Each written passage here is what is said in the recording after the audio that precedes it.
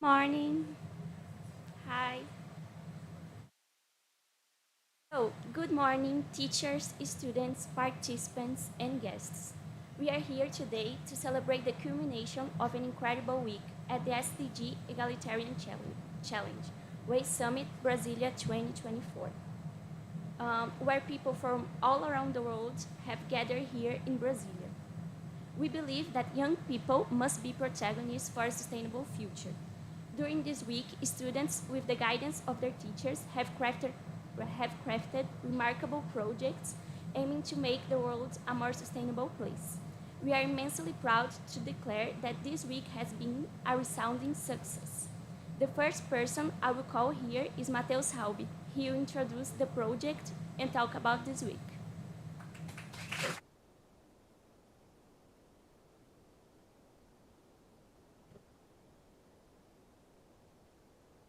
Hello, everyone.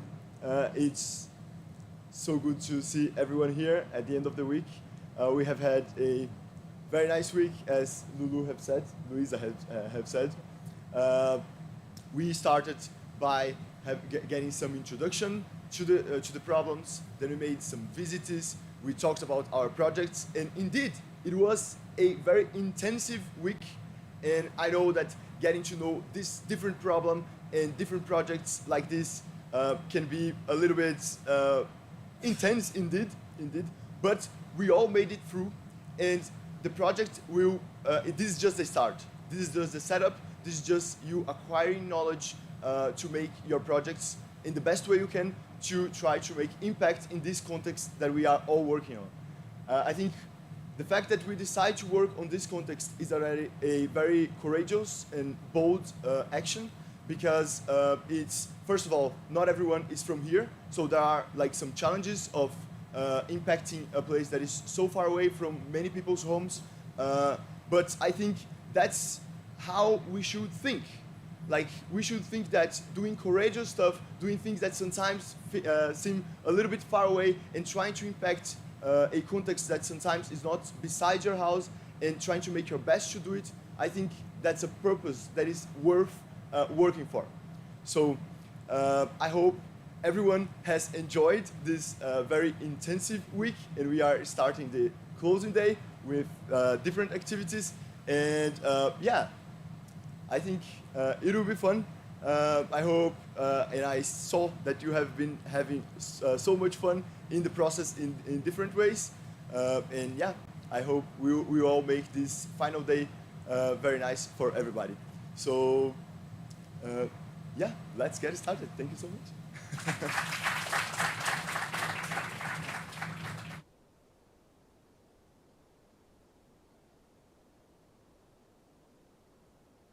And now I want to call up here Professor Ana Flávia Barros from UNB in the International Relations Institute and Superior Defense College, Thiago Falcão from the World Bank, Maria Cláudia Falcão from the International Labour Organization, and Professor Jens, coordinator of Erasmus Project from Aalborg University, and also Matheus.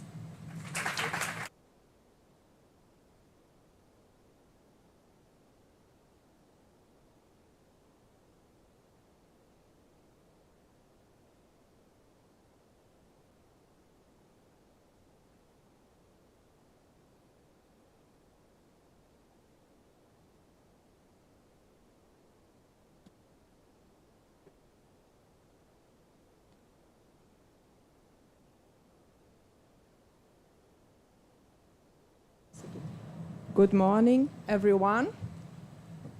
Thank you for being here. Thank you, Professor João Melo, for inviting me to this meeting today. My name is Ana Flávia. I teach at the International Relations Institute at the University of Brasília. I also teach sustainability at the Superior Defense College, which is a military college. And I'm the director of the Earth System Governance Research Center at Brasília, so a small research center within a scientific network based in Utrecht University in the Netherlands. I would like to thank all my colleagues here for being here today with us. Tiago from the World Bank, Ana Cláudia from International Labour Organization, Jens, that you all know already, from Aalborg University, and Mateus, who will always be our UNB Mateus. So I introduced myself very quickly. I'll be the moderator today, and the idea is that each of the participants introduce themselves, talk a little bit about their experience, and then we'll have a second round when the participants will talk more about how they connect their experience with the projects, the 6 projects that were developed here. Okay, so maybe we could start with Tiago, or yeah, as you like. Please. Okay. Well, good morning, everyone. It is really a pleasure for me to be here to make part of this closing roundtable of this important event. And I hope you have enjoyed your stay here in Brazil and had great fun here. I am Maria Cláudia. I work in the International Labour Organization since 2004. And I don't know if you know the International Labour Organization. It is a specialized agency of the United Nations that has one main objective, that is the promotion of decent work. But besides working in the International Labour Organization, I'm also a production engineer, as many of you. I know you have discussed a lot the 2030 agenda during this week, but I'd like to emphasize how critical and how important it is to achieve the sustainable development. And I think that the main objective of this agenda, it is to create a better world for everyone. No one could be left behind. So I think it is the main message of this agenda. And this agenda we consider very ambitious. We have 17 objectives, 169 goals. It is really a significant challenge, but it is a challenge that we know we must embrace for the collective benefit of our global community. And when I speak about this agenda, I always like to compare to the last agenda, that is the Millennium Development Goals, that many of you maybe are not aware because you were not born at that time when it was launched. But I think it is interesting to compare and to see the advance that we have been made, and the United Nations have been made proposing this new agenda. Only with a quick comparison, we can say that the previous development agenda, it was only for the development countries, and now the Sustainable Development Agenda, it is for all countries that make part of the United Nations. So I think it is a great advance.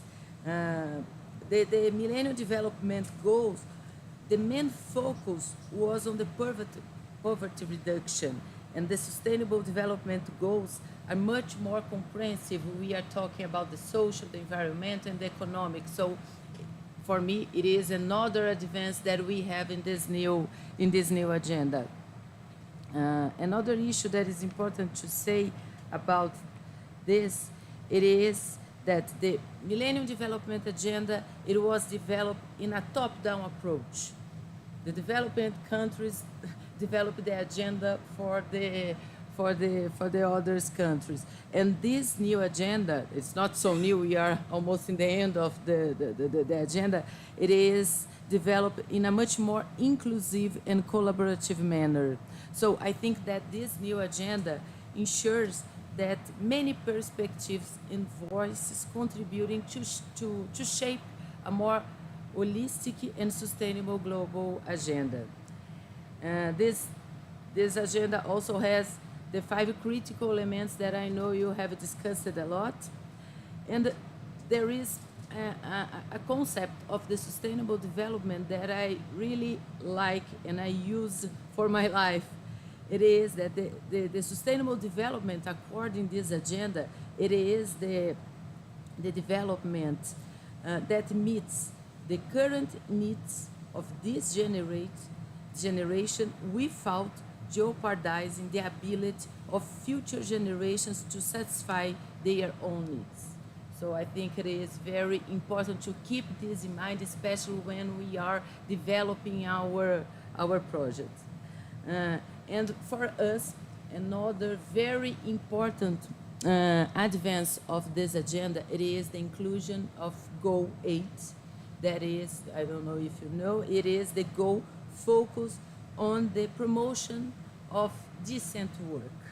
So it is a shift when we comparing the Millennium Development Agenda that did not include the work as an important issue for the sustainable development. And now in this agenda, we have this goal related to the promotion of decent work. And within this, for us, for the ILO, this goal sends a clear message, that is, there is no sustainable development without decent work. And our former ILO General Director, Guy Ryder, reinforced it. He said, decent work is not merely a goal. It serves as a catalyst for sustainable development. Decent work is both a means and an end to the Sustainable Development Agenda. So for achieve the sustainable development, we need decent work for all. But it is, but it is not any kind of work. It should be decent work. Development happens only through decent work. And we made in the ILO a search with many people, and decent work is a top priority among people. What is your priority? It is to have a decent work in your life, in the future to have a decent work. So how important it is decent work in a life in the people's life. So it is important to say that. And decent work includes fair wages, safe work conditions, and inclusive job opportunities. So keep this in mind, because it is very important when we are thinking about our projects to consider the labor conditions in our projects. And finally, when we talk about sustainability, we know that we should think about economic, environmental, and social issues.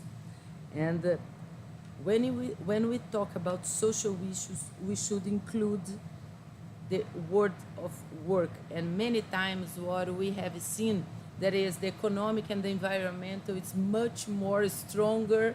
It is stronger than the social and the work conditions. I think that sometimes it is not remembered in our projects. So I think it is important when we are thinking about our projects to consider the word of work, and it means we need to think about the labor conditions of the people that are working in the supply chains that most of you are engineers in the supply chains that you are working, evaluating the implementation of labor laws. All the countries have labor laws, and we need to think about the labor laws and check if the workers that are in our supply chain, in the supply chains that we are working in, they are under the labor laws of the specific country that we are working.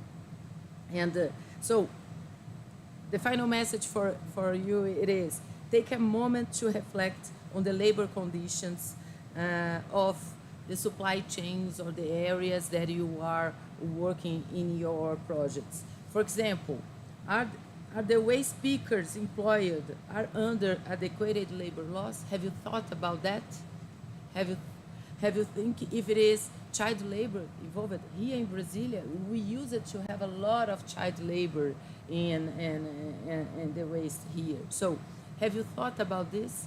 To check about the labor conditions, about the workers, if there is any child work in this project.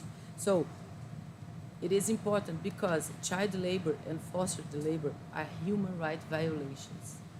And if you have a human rights violation, you have a lot of problems with import, exports, and not only because of this and not because of the economic issues, but also thinking about the people that are involved in our project. I think it is not good to have a project that have all the environmental issues in a correct way, but when you look for the workers that are involved in this, you think that they are working much more hours than it is that it's possible according to the Brazilian legislation, for example. Or when you go to visit, you see a lot of children working on that. So keep this in mind, because I think it is very important, and we are in the ILO work and try to remember that it's very important to consider the labor laws conditions and the labor laws and the labor conditions in specific projects. Because now I finish, as I said in the beginning, there is no sustainable development without decent work. Thank you.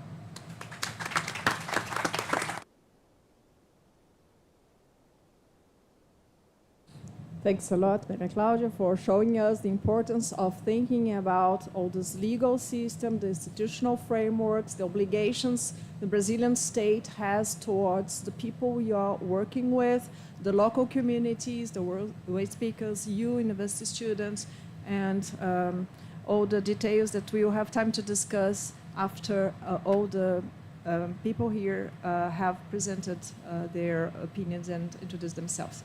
So then I will give the floor to Thiago to introduce himself first, the organization, and then talk about his experience, and then we'll go to the specific part of the project. Thank you.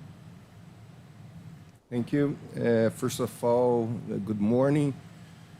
It's a great pleasure to be here. Thank you for the invitation. I'm an alumni from this University of Brasília, so it's always refreshing to be here and to be at the university and see the new buildings, the new students, professors, and so on. So I'm very happy to be here. I'm also honored to be here because we hear a lot about this project in our homes and in our Sunday lunch programs. João Melo talks a lot about this experience, so it's always it's a great moment for us to see how things are going and how things are here. A special welcome to the students from the Netherlands. I lived in the Netherlands in 1991 for 5 months as an uitwisseling student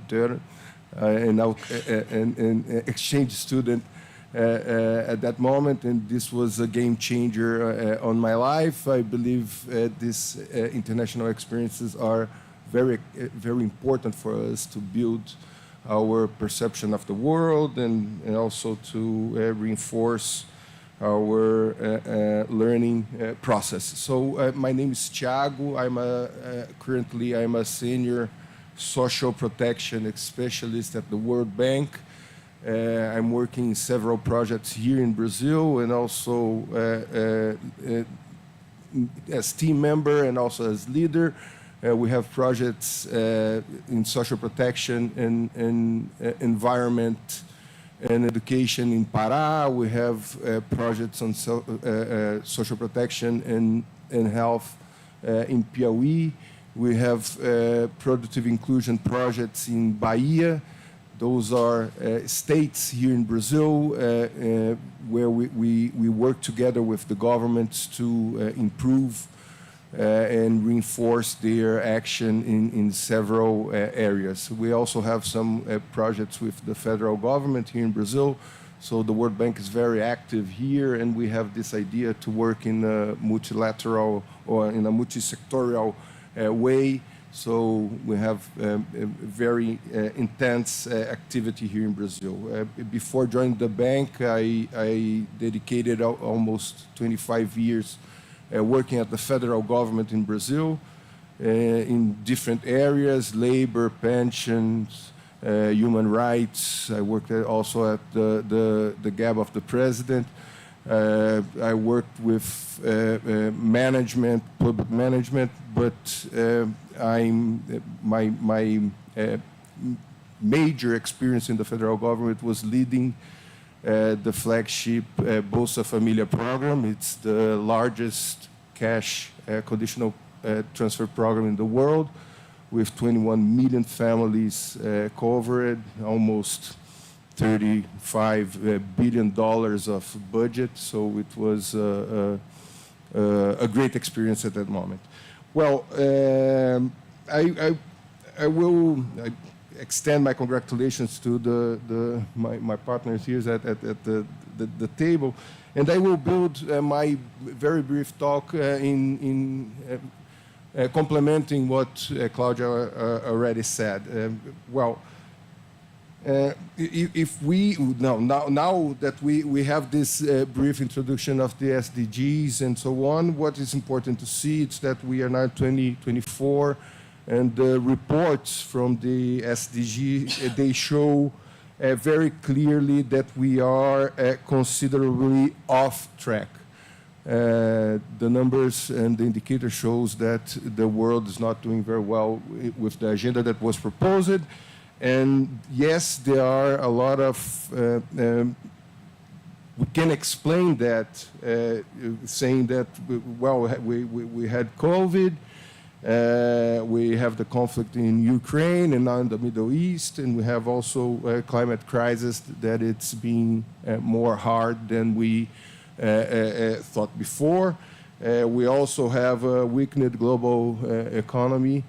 But what is clear for us now is that the progress has been very slow. And this happens in all the countries. So it's not something from one or other, but it's universal. And this makes our concern even bigger. And a very bad point is that the poorest and the most vulnerable countries, they are reached even more, the impact on them are higher than in the rich countries. So we can see a kind of increase in inequality in the world, and this is a major concern for the bank. And for all of us that have this idea of sustainable development in our minds. So urgent action is needed to rescue the SDGs and to put these compromises again as a consensus in the global agenda. In this context, it's not just about retracing our steps and go back to the path that we had before the crisis and the pandemics. We must do more, faster, and differently. Traditional solutions aren't sufficient to face the challenges that we have now and the compromises that we need to handle. New funding, it's a very important issue. Now Brazil is leading the G20 group, and President Lula just launched this idea of new funding for programs to overcome extreme poverty and poverty. And this is very important, but this is not enough. We need innovative approaches. We need increased partnerships. We need robust multilateral cooperation. So we need to think out of the box. And this is a collective responsibility. It's not a responsibility from one country, from one leadership, but we all must contribute to rebuild this consensus. And what the Erasmus project has to do with that? Well, we're not really involved in the project, but what I heard from everybody I talked to is that this is an exemplary model of innovation. So the project innovation approach, it links the social environmental agenda. It's a PBL, works with a PBL conception, has this idea of a diverse perspective of students from different countries, professors and teachers, and there is this idea of a multi-sectorial setting, and this is very interesting for us to see new ideas coming on and to see new approaches of that. Going a little bit deeper in the project, I know I'm entering in a risky field because I don't know the project very well, but what I can say from the projects that I have been working in environmental and also in social protection aspects is that in the solid waste treatment, we have some framework well established. So the idea of prevention, reduction, reuse, recycling, this is spread all over the world, and of course you need to adapt that for the different contexts. But what takes my attention from this specific project is on the productive inclusion side and the way you're working with the waste keepers. So this is very innovative all over the world. The idea of working with self-organization processes, the technical assistance specific for waste keepers, the ideas of seed capital to reinforce how they work, financial inclusion, the relation with education, health, and social assistance area. So this is very innovative and very interesting the way you're moving on, and we keep a great eye on the results and what is doing. So congratulations of all to the hard work invested during this, not during this week, but during all the process and construction, and let's stay engaged and work together to make a difference and move forward. Thank you.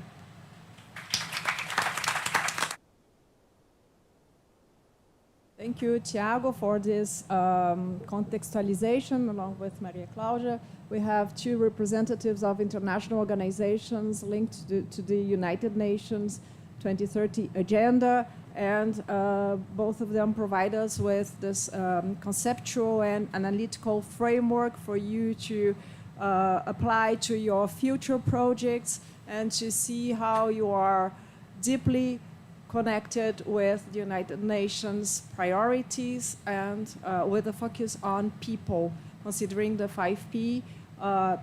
I understand that you are focusing more and more on people, and I think this is a very good strategy concerning the inequalities in Brazil, the lack of visibility of many traditional and local communities and people who are somehow excluded from public policies, from the attention of the local governments, and they are more and more exposed to some kind of violence and conflicts.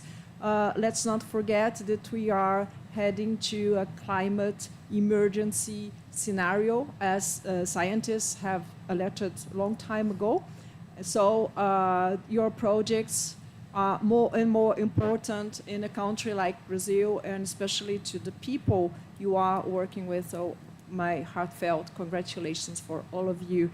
And having said this, then I give the floor to Jens, who will talk about the broader picture of the project, the Erasmus, and then Mateus will wrap up with the specific parts of the projects and the challenges. And so the floor is yours, Jens. First, introduce yourself, please. Thank you so much. My name is Jens. I'm professor at Aalborg University, and then I was also the general leader of the whole project here, or I am the general leader of the whole project. And of course, it's really exciting to be back in Brazil, and it's been great to work together with you for a week. Last night, I was thinking, how did I feel about the week? What did we accomplish? What didn't we accomplish? And I think it was like two feelings fighting against each other.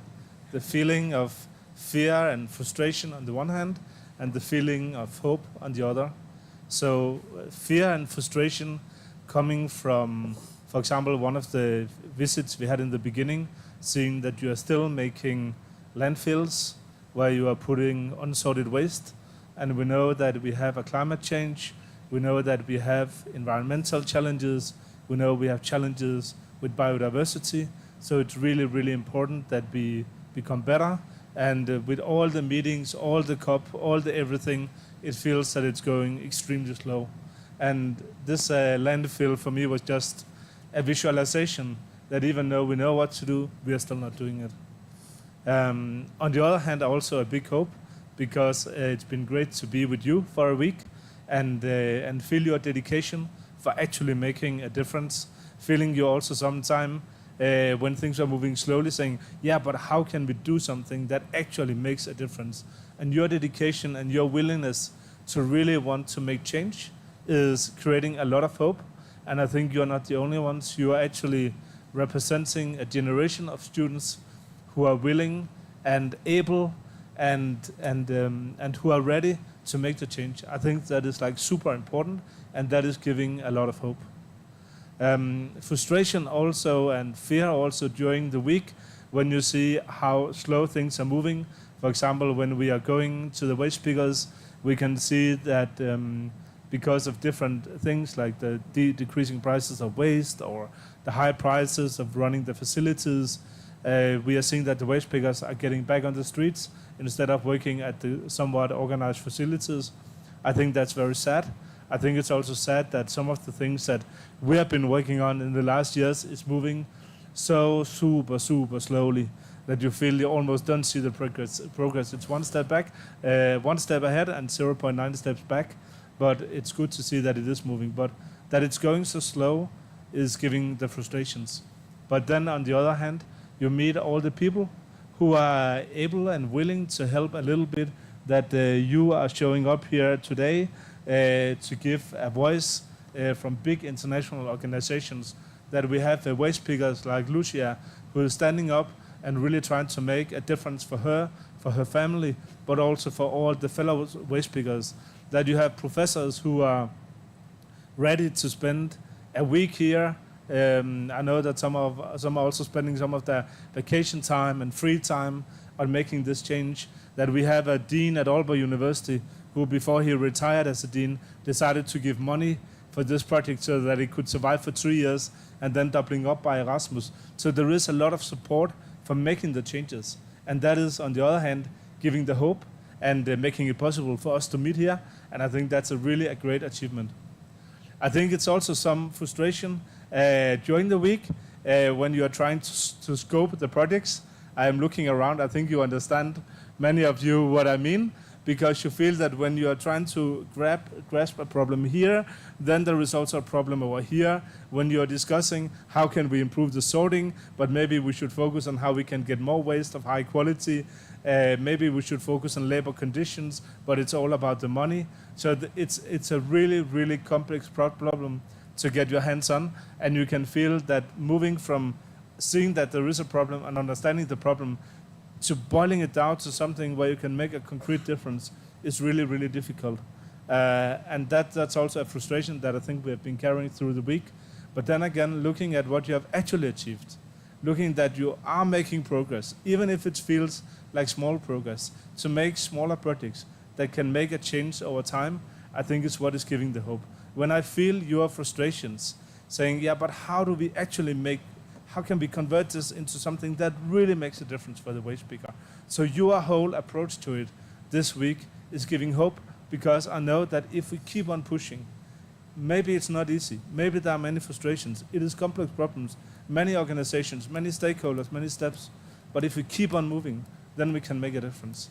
And I think that summing up this hope and fear and frustration, I think what's just really important is that we help each other keeping up the hope, because hope is the only feeling that is stronger than fear. And we need to work together in the hope, even if it feels frustrating, even if it feels like baby steps. We need to keep on supporting each other, and then I'm sure that we can make great changes. Even if it feels small, we can make contributions together. And that is what I really envision is coming out of this project, is that we are not just talking, we are not just making PowerPoint, we actually manage to make change for the people, for the environment, for the planet. So that was my brief of the week, I think.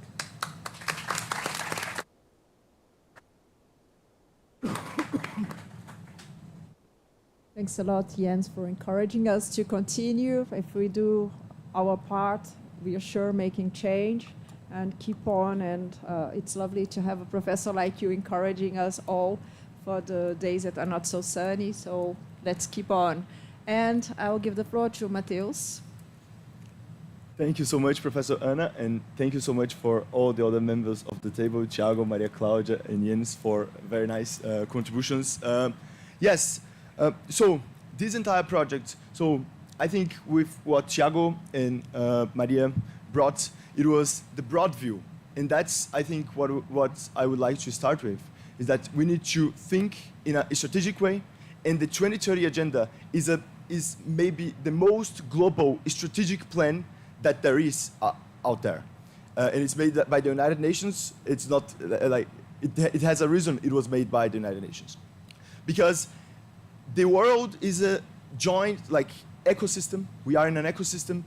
We are in a place that is integrated. So we cannot solve problems just in one place. And if we don't solve it in other places, then how can we make the real change? So if one country is having very bad CO2 emissions, even though some other countries can reduce CO2 emissions, still, if we have one country with a lot of emissions, then we're going to have a problem. And it's the same with waste, and it's the same with everything. So thinking about the 2030 Agenda and starting with the broad view of the International Labour Organization and also the World Bank is important, because they have these kind of institutions are the big institutions of the world that are able to create big impact and create the vision that people will implement. Our project over here, our Erasmus project over here, is one way to make concrete our vision on on how to make something that is very important that we think happen. So we think that if we don't involve the young people, if we don't involve the students, if the students or young people of the world, they don't get engaged with sustainability, if they don't actually believe that there is a sustainability responsibility on us, on taking this responsibility, on leading on these problems, then I don't think there will be a way. And I think that is very important that we keep the hope. And I think hope is indeed the main word, the main word here. But for us to have hope, we're going to need to act on it. And I think this Erasmus project is about it. It's about bringing people together and inspiring young people to at least get even more inspired about sustainability, at least creating some projects on sustainability. Because let's be very clear here. Everybody here is having access to education. Everybody here is at university. Everybody here are people who will be highly specialized. And likely, in the future, you will occupy the positions of power, the positions of decision-making. And if we don't start with you, if you don't start this process, then who will? So that's the thing here, and I think that's the general purpose of this Erasmus project. That's the general purpose of the SDG challenge. And I think you are doing an amazing job already, because you took the time to travel to Brazil, to investigate these problems. And we know it's hard work. And you know why it's hard work? It's because it's very hard to face complex problems. The problems of the world, they are hard. And sometimes, for example, we have a week, as we were talking earlier, as Jens was also talking, there is the scoping issue. It's difficult to find yourself in the problems. How can you contribute? And yeah, that's the reality. The reality is it's tough. We have many complex problems, and we indeed struggle sometimes to find the way to see ourselves contributing to it. But I think the general message over here is indeed what Ian said, of course. So hope is what we need to keep in mind, and I think the efforts that we are making here is what brings hope, because if nobody engages with the waste speakers, so for a long time, I would never see, and Paulo Celso, who is the professor here that is responsible for the closure of the dump site, he used to say that, and that is true. We would not find students that were aware of the problems of the waste speakers. it was like nobody knew. Many of the Brazilian students, many of the Brazilian professors, and many of the Brazilian society, they don't know, even in Brasilia, they don't know that there was a dump site here. They don't know like many things about the waste pickers. Maybe they don't know they are still there. They don't know anything about it. So what we do here not only has the potential to create impact, not only has like the advantage of bringing young people to these problems, it has the big advantage of bringing awareness, spreading the message about the problems. And I think the biggest step to solve the problems of the world is being aware that they exist. So I think you are investing a lot of hard work on that. That is bringing a lot of hope. And I hope what we do here can in some day evolve and scale through your leadership, because it's about you, that you are already starting being leaders by coming here. And I think through your leadership, I hope everything that we are building here will scale to the future. So yeah, in a positive way. So yeah, I think that's it. Let's keep this great energy, and thank you so much.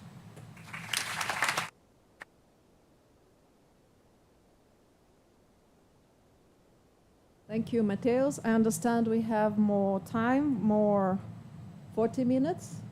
Yes. Yes, we're supposed to finish at 11? Yes. Yes? Okay, good. So we still have time.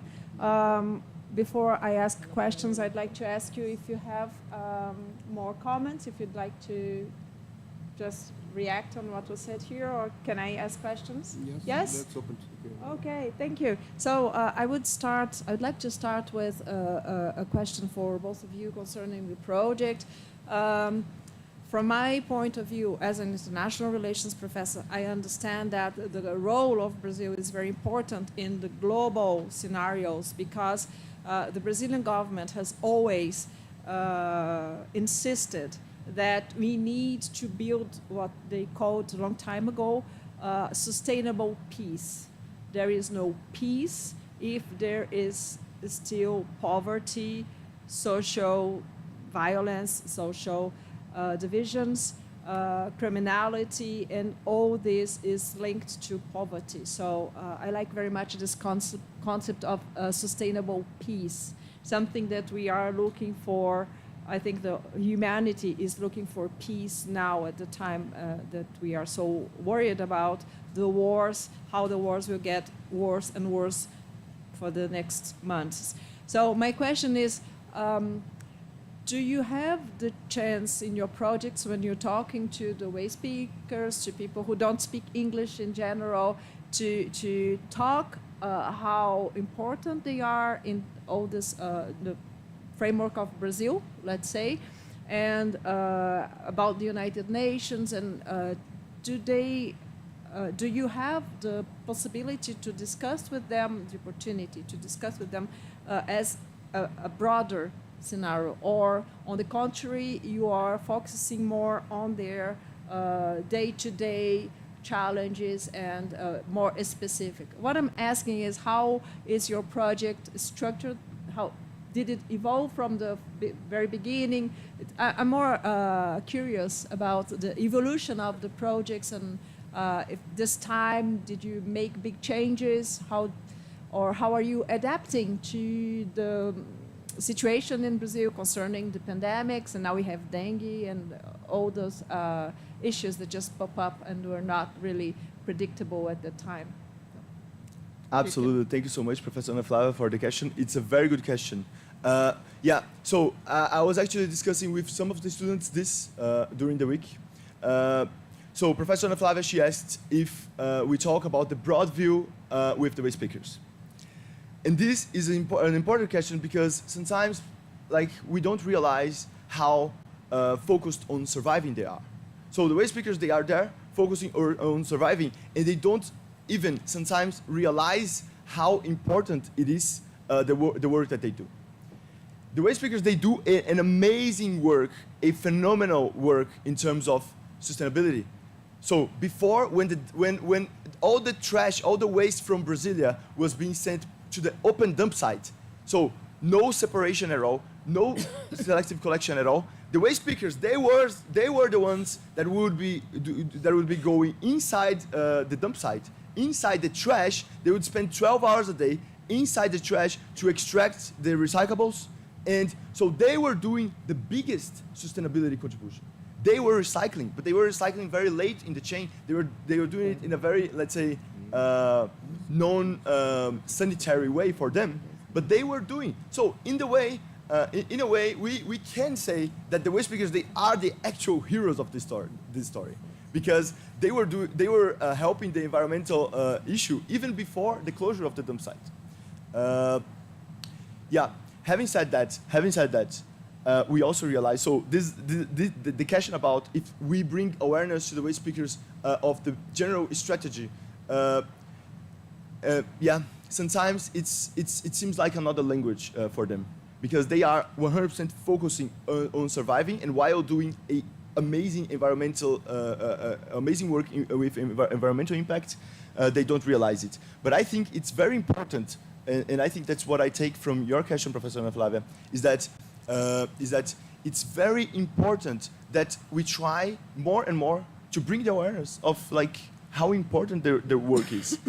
And connecting with Maria Claudia and Thiago's subjects is that, yeah, that's when we realized that the problem of decent work. So they have had difficulties with their work environment for a while, dealing with this waste.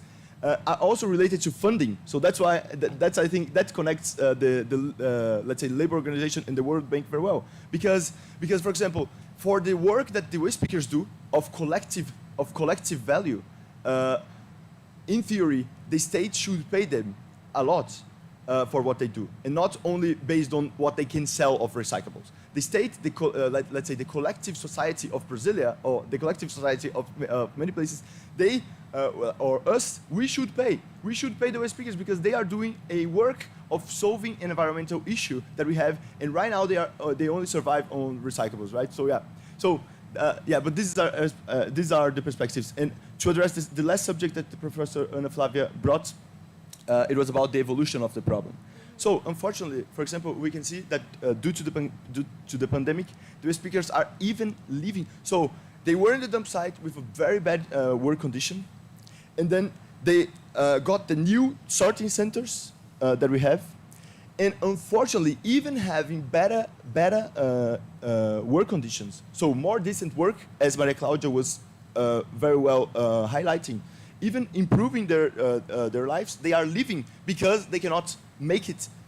They cannot make ends meet because due to the pandemic, the amount, and due to a lot of, let's say, disorganization of the supply chain of waste in Brasília, the amount of recyclables reduced, so they can make less money. So yeah, so they are leaving the decent work because they need to find the money, because they need to survive. So that's a challenge, and I think that's very challenging, and maybe a little bit frustrating as well for you, Maria Claudia, and for like, yeah, the International Labour Organization, because sometimes even if we improve in some place of the chain, if they don't get to survive, they will even have to go back to the non-decent work. So yeah, but I think that's it. Thank you, Mateus. Jens? One of the things that's binding me and Professor Ana Flavia together is that we have both been visiting the Galapagos Islands. Are any of you doing scuba diving? No? Oh, you should. It's an amazing way to experience wildlife underwater. And I was in the Galapagos Islands some years ago scuba diving. And I was speaking to my diving instructor, who showed us all the amazing creatures they have. He told me that when he was younger, he was working with shark finning, which was probably the most common way to survive and have a living at the Galapagos Islands. I'm not sure are you familiar with shark finning? What you do is that you are fishing for sharks. You take the shark out of the water to the boat. You cut off the fins because the fins have a high value for some reason for shark soup, and then you throw the rest of the animal into the ocean. It's a practice that has led to many species of sharks being extinct or almost extinct in many places of the world. It's really brutal, and it's really a way of destroying nature. And I was asking him, how could you do that? And he told me that they had to survive. As a family, you have to survive. And if this is the way that could get food on the table for you and your family, this is what you're doing. And what changed their perspective was that tourism became a living, and that it has been set up so that when you go to the Galapagos Islands, you actually need to have a local guide to go to interesting places. And now people are living from that, and you see almost no finning. But I'm sure that you could establish no matter how much police and how many patrol boats, and if you didn't create an alternative way to live, then you would still have to shark finning. So you cannot get sustainability with police. You need to solve the underlying social issues. And I think it's very much the same when we're talking about the waste pickers. If we have time, I think it's 4 years ago, I'm not quite sure. But we were here in Brasília in one of the first times we did this project. And I had the pleasure of speaking to one of the waste pickers. We had a student from Brazil who was able to simultaneously translate between English and Portuguese. So during the lunch break, I had like a personal conversation with one of the waste pickers. And I asked her, and it was a stupid question. I asked her, how is it to work here instead of working at the dump site? And she looked at me and she said, it was much better before. And I was like, that was not what I expected. And then she elaborated that before she would be together with her children every day, all the time, because they would be with her at the dump site. But now her children went to school. And before she would have money every day, but now she only had money every 2 weeks. And I think that for me really illustrated what is poverty all about, and that it's hard to talk about the big picture when you're trying to survive on an everyday basis, and it's about how do we get food on the table tonight. And therefore I think we also really need to take our starting point in the waste pickers' everyday life and their perspectives and how they work and see the world, because otherwise we won't manage to do the change. Otherwise we will again see the waste pickers leaving the facilities to go out and do waste picking on the streets, and then we didn't really move ahead. So I think it's good to have the overall view on what we do, but I think it's also super important that we take our starting point in the life of the people that we are trying to help. Thank you, Jens.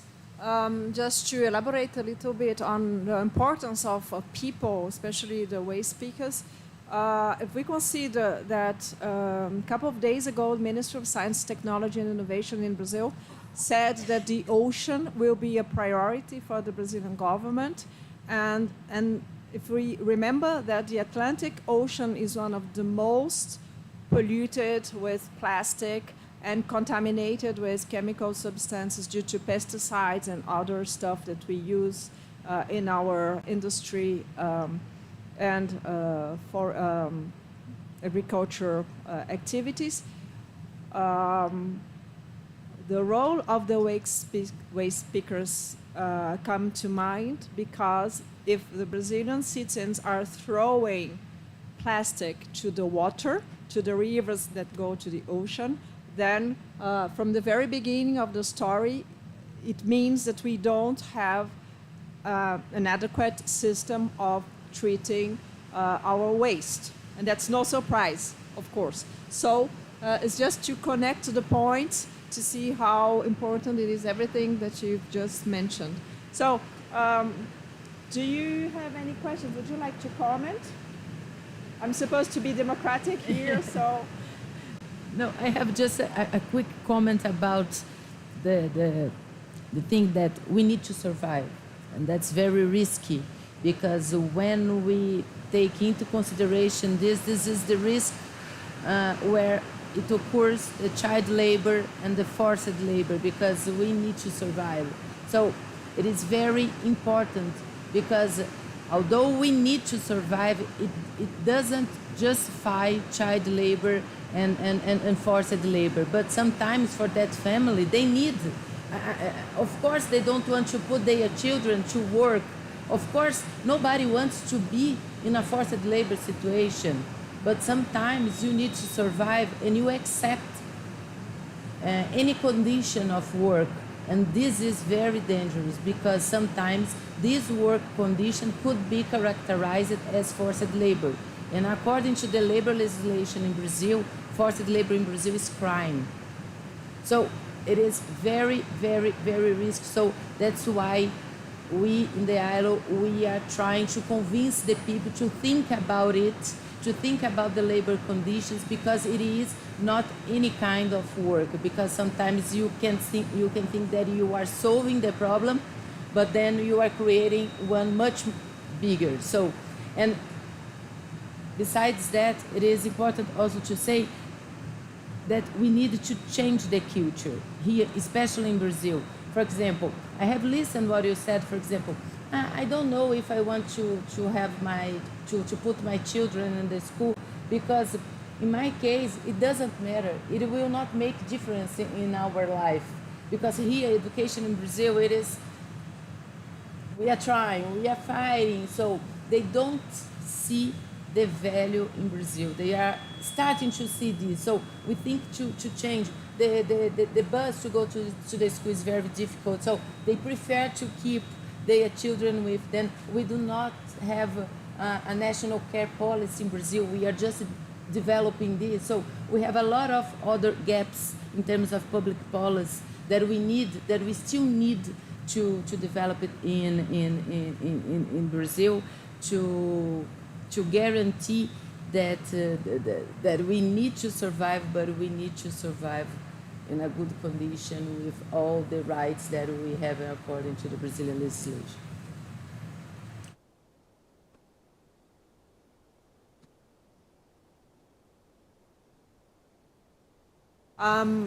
Would anyone like to ask a question or comment on what has been said? Your participation is so important. Don't be shy. Yes, please. Microphone one. Hello. My name is Freja. I'm a student of techno-anthropology from Copenhagen, Aalborg University, Copenhagen. So coming here to Brazil is a very interesting experience for us. Of course, as a European, we don't know much about Brazilian institutional frames and the work of the waste pickers, and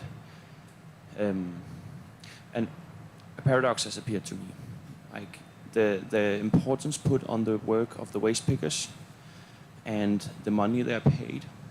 Maybe can you elaborate a bit on the institutional frames that keep them in a position that it's not prioritized to give them more money or to support them in better ways? I know that unionizing and the cooperatives are a good step towards a more sustainable life for them, but the incentives to go out and work on your own and like the whole structures around that paradox that they're living, maybe you can elaborate a bit on that. And it's not directed to one person. Maybe if you have something to give, then I would be happy to know your answer. Thank you. I think Maria Cláudia could talk a little bit about the Brazilian public policies for labor. And then Thiago about social protection. Yes. Well, I can talk a little bit about the labor legislation that we have here in Brazil. We have, Brazil is well known and recognized internationally for the labor legislation that we have here in Brazil. So we established the minimum wage for children to start to work in Brazil.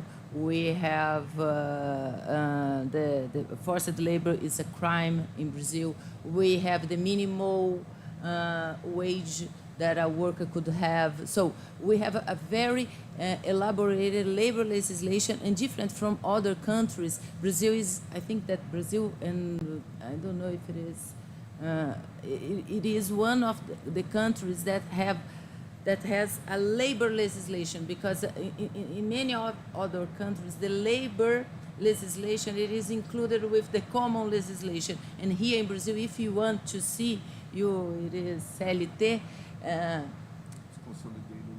it is consolidated in one law that is from 1940. So you have all these issues, what is forbidden, what can be could be applied. You have child labor, forced labor, safety and health. So you have all this framework, this legal framework, only on the labor side. Just complement with the idea that we also have in Brazil a very comprehensive social protection scheme with conditional cash transfer programs, with programs for disabilities, with special benefits for different situations and risks. We have unemployment insurance, we have universal health and education. So we do have a very interesting and multiple action in the social area. We still have big problems with the quality of that and with the coverage in some cases. So this is a big problem. I'm just trying to make a connection of the problems that you are facing now in the project and other moments of the country. So I was working the government in 2012 when we had a very big effort to close a dump called Gramacho in Rio de Janeiro. It was, at that moment, it was the largest one in Latin America, and it was a very big movement to do that. What is interesting is that at that moment, we had like 10 different ministries working together at that point to make these connections. And the problems that you are facing here, they were present there as well. The idea that the waste pickers, that they were in a worst situation after all the effort that was done, it was part of the feeling that there was there. But the programs that were created were very high. The amounts that the waste keepers received in Rio de Janeiro, they were high. I mean high because they were higher than the average income of a Brazilian at that moment. They received more than that, and even receiving this amount, they were saying that they were receiving less than they received before the dumps were closed. So it's not an easy issue to talk. If you look just for the income side, you will probably always say that they are in a worse position than they were before. But you can't look just for the income side. There are other aspects that need to be reinforced and need to be recognized by the families who are working there. What I believe would be important in the case of the projects working is to have a better support from the state and from other projects to reinforce. As we said, this is a multidimensional a problem. It's impossible to solve all with just one intervention. It's necessary to change public policies, necessary to change the behavior of the society in Brasília. We'll still have in Brasília a big problem of with a basic thing to separate the trash. This is something I was saying that I lived in the Netherlands in 1991, and this was already. This was not an issue there at that moment. Everybody was already doing this. And I know they develop even much more from that point for now. In Brazil, we still do not have this basic thing to separate trash at homes. So what I want to say is that I understand a little bit of the frustration that we have here at the room. Don't feel like that. Those are very difficult problems. And what I said, what you're constructing here is a little bit of knowledge as well on how to work with multidimensional problems and how to do that. So do your part as best as you can do. Also put up the lack of services, programs, and support that you face when you are working in the field, thinking that this will make the other ones who have their own responsibilities to also work and feel so on. And just to complement, although we have this labor legislation, they are not 100% applied in Brazil. So this is the big problem. We still have high numbers of informality. According to the last national household, for example, in Brazil, we have more than 2 million children in child labor situation. Last year, in 2023, 2,800 workers were rescued from forced labor. So we are talking about, we are in the 21st century, but unfortunately in Brazil, we are still talking about forced labor. Just to complement very quickly, we had very good projects and programs in the past. For example, one that to keep children at school is giving them 3 meals a day. Then the parents would not hesitate to send the kids to school. They would learn, they would be fed, and they would have good health. So that's the way, the best way, I think the Brazilian government acted a few years ago, and they are trying to put all those programs back again in place. Which is not a big challenge in my view, because Brazil is the 9th biggest economy in the world. So there is not a problem of money. The problem is where the money is going. So it's a different problem. But also comparing to Denmark, as far as I remember, Denmark is the least corrupted country in the world, or one of the most serious countries in the world, as we used to say here. That's how people perceive it. And Brazil, on the contrary, I don't even want to mention our ranking because it's very sad. Okay, so we have many problems. We are talking about public policies, how effective they could be, and where we are failing, or where we have failed so far. It's not a surprise. We all know that Brazil has been facing the same challenges for like 100 years. Okay.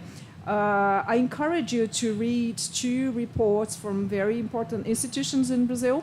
One is IPEA, is the Institute of Applied Economics. They have a report on international cooperation, and the last edition of this report considers the SDGs, so how much money federal money was invested in each different sustainable development goal. And this gives you an idea how things are evolving. And the other one is the NGOs Association.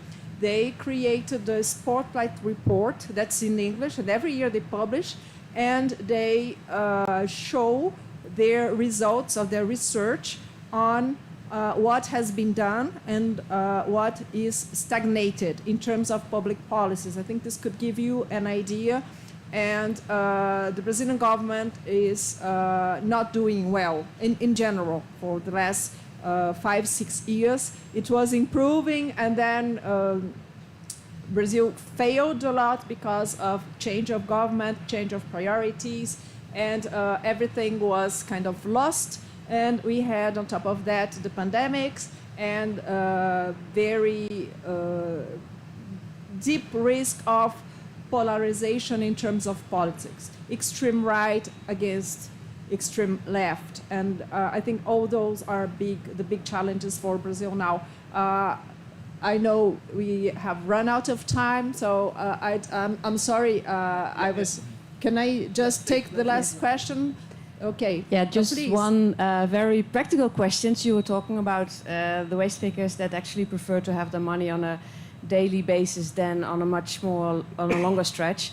I was wondering, do people actually have bank accounts, or is everything in cash? And is there anything like financial education, either organized by the cooperatives or by other organizations, to support people in this? That's an important question. So, because when when we had the dump site and we closed the dump site, like Brasília closed the dump site, many waste pickers, they didn't even have like ID. So they had to make the ID. So it was part of the process of closing the dump site, like gathering the people and realizing if they have an ID or if they don't have an ID, and making a basic registration document. Now, since they are in the cooperatives, the ones that are in the cooperatives, they do have bank accounts, because it's so they were in Portuguese we have a term that it sounds a little like bancarized. So they got into the banking system, but yeah, before they didn't, and of course like waste pickers that are in the streets, unless they have left from the sorting centers, they probably don't have. So yeah, it's indeed an issue. Just a very fast, very quick comment. With our national cash conditional program with Bolsa Familia, so almost all the families, even the most vulnerable ones, even indigenous, they do have bank accounts now. So it's a very bunkerized country. So and during the pandemics with the special aid that was created. The emergency help, right? The emergency help that was created for that. There was a new legislation about banking, so it was possible for the Caixa Econômica Federal, which is a federal bank owner. They opened bank accounts for almost everybody with more than 18 years old in the country. So it was an automatic process. And they are simplified accounts with no costs for the beneficiaries and so on. But it still need a very hard effort about financial education. This is a point that we will still need to have. The conditional cash transfer, they work with a specific financial education program, but it's not enough for this. And in this case, maybe is something that it's really necessary when you change the flow of your income from the daily base for 2 weeks. This would be very interesting to show how the financial behavior of the families need to change also for this new context. Thank you, Thiago. Thank you all for participating. My fellows at the table, thank you all for listening, for staying here, for participating. So I understand now we have to stop here and continue the activities of the project. So I wish you a very good continuation of this talk for today. Thank you.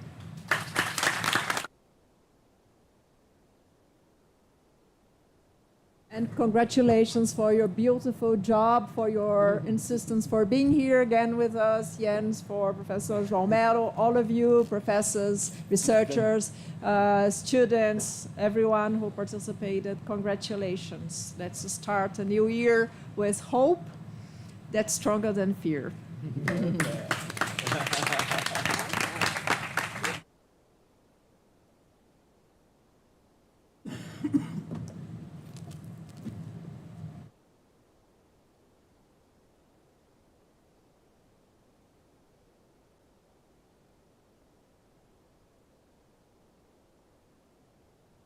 Coisa não ter, pega meu contato com meu pai.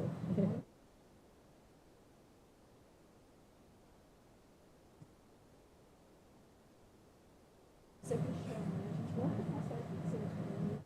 Você chama amigos, né? Chamar vocês. Tá bom. Pega o meu contato com meu pai e a gente vai. Graças a Deus. Sai pro lado.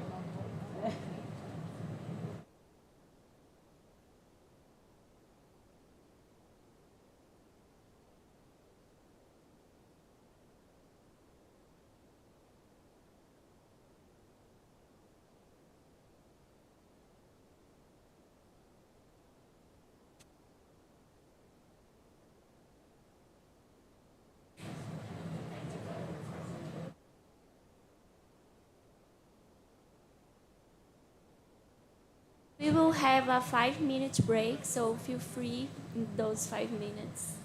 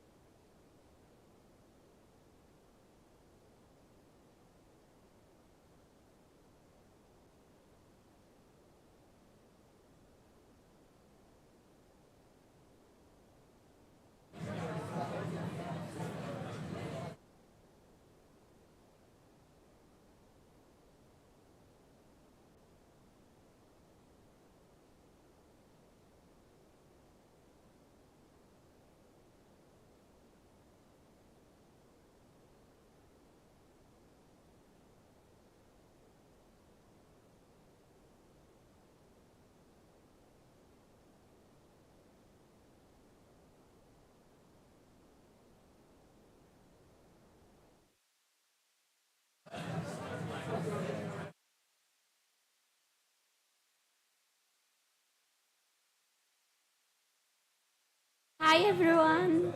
Hi.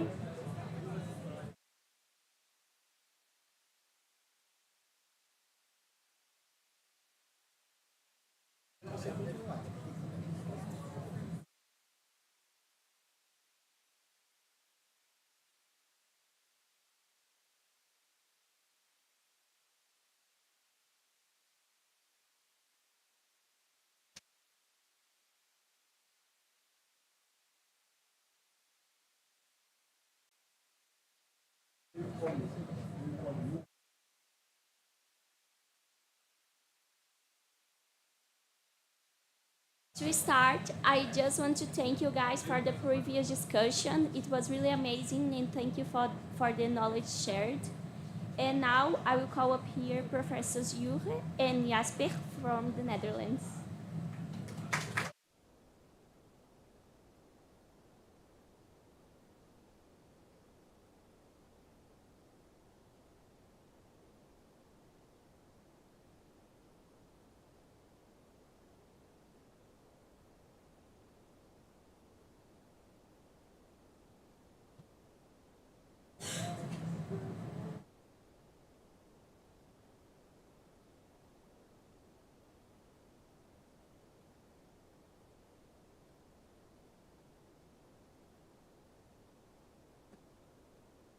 Already on? Try to. Yeah, works. Tá bom. No. It does work. Thanks. Good morning. Is it still morning? It is still morning. Oh, thanks. Still morning. Good morning. Pleasure to be here. My name is Jasper. A lot of you pronounce it differently, but it's fine. Let me start to tell you a little bit about myself. I'm a teacher from the Netherlands, from Saxion University. And to start, I would like to tell you that I stutter I do that since I was born. It's not because I'm like frightened to be on a stage or whatever, but I do it because since I was born. And a lot of students really like it because normally I talk really fast, and sometimes when I stutter, it's like you have a pause to make some notes and stuff. So make use of that. Today, Jure and I are going to tell you a little bit. Like, we're not going to talk about waste or landfills or whatever, but I'm going to try to tell the students a little bit about interdisciplinary collaboration and working together. And I will do that from my background. I'm a teacher and I teach journalism and writing, but also psychology. And I will start with a little bit psychology, and at the end, I will make the connection with the project. Well, I hope I will make the connection with the project. So I will talk a little bit about perception and about observation. And observation and perception are a little bit similar, but there's a difference because everyone is thinking like perception or observation. How are doing it? Is this going through the eye? But you look at a thing and you think, okay, there's an image and it's projected in your eye and it goes to your brain, and that is what you observe. But actually, it's not. Perception is not about your eyes, but it's about your brains. You perceive the world with your brains, first with your eyes, but then it goes to your brain. So you perceive the world with your brains. And everyone has a different brain. So even when we look at the same thing, so like Jure and I are both looking at this picture. It's the same picture, but we can see it differently. We can see it differently, and I will explain a little bit about that. Because our brains are different, so we can look differently about this. So I will give you some examples. Everybody sees staircase B. Who does not see staircase B? Like this? Yeah? Okay. And if you sometimes try really hard, you can also see staircase A. Who does not see staircase A? Just look at this picture and try to see staircase A. It's a staircase upside down. Natasha, do you see it? Yeah? All right. Who does not see it? Mateus, no? It's a staircase upside down. It's the same staircase as B, but then upside down. So you look from this side. So I will send you the presentation. You can look at all night. But you can't see them both at the same time. You only can see or staircase B or staircase A. And you can your brains can switch, and they see, okay, I can see this picture with another perspective. I can see this with another perspective, but you can't see them both at the same time. If I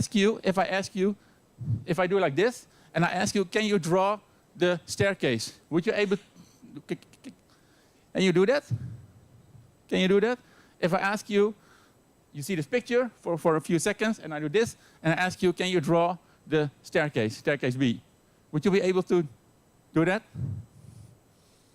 Pretty okay, yeah. Maybe one step less or one step more, but you're pretty okay. Because every one of you knows this is a staircase. We all have a prototype in our head. So if I ask you, can you draw the staircase? Everyone would do it like this, because these lines have a meaning for you. People from, for example, who live on a savannah, if I show them this picture, and I will do the same, and I will ask them, can you draw them? Are they able to draw the staircase? Why not, Cynthia? I pick you because I know you know this.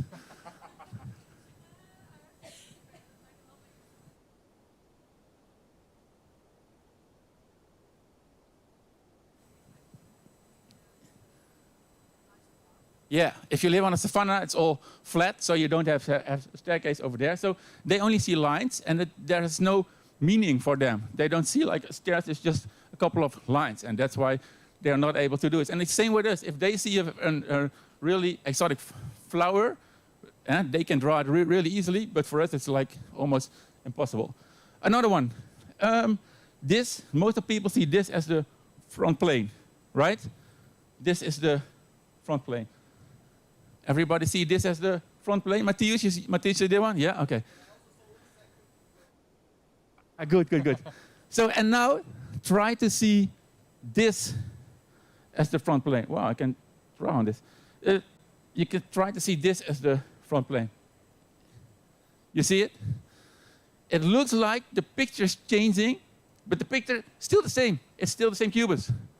Yeah, but your mind is like, I can see it from a different perspective. So you can see this as the front plane, or you can see this on the front plane. And it's like it's changed from perspective. This has sound, but it's not really necessary. So I will show you this. I hope it works. Yeah, it works. So look at this. And this is a dancer, and it turns around. Do you see her turning left or turning right? Who sees it's turning right? Half of it. Who sees it turning left? This is weird, right? Because we're all looking at the same thing. And half of the people are seeing it turning left, and half of the people see turning right. But when I add contours like this, look, first the same, and then there are going to be contours. And if you look, and now you see they all turn, one is turning right and one is turning left. So at this point, we were looking at the same thing, but 50% of the people saw the dancer or the woman turning right, and the other half saw turning right. And how come? Because we look at the same thing. It's like what you have learned, what's most logic for your brains, what you have seen the most in your life from birth. You're observe, you're learning. And what you see the most, that's what your brain is like, okay, this is the most logic, most normal for me. So we look at the same thing, but we see it different. I'm not going to teach you a whole philosophical or whatever, but this is important to know, because Aristotle said the mind is a blank slate. They call it like tabula rasa. And he said when you're born, your mind is like empty. You know nothing. And you're learning. Yeah? When you grow up, you're learning. When you're a child, I have a 2.5-year-old son. He is able to walk now, but he's learning a lot. And when he learns, he gains information to observe the world. Yeah? He needs that information to observe the world. So as children, we not only learn to walk, but also to observe the world. And we need that information to interpret how the world is working and what we are seeing. I don't know if any one of you know this one. Yeah? Here's a movie with sound. Is it possible to put sound on the thing or not? Or I will skip this, otherwise also fine.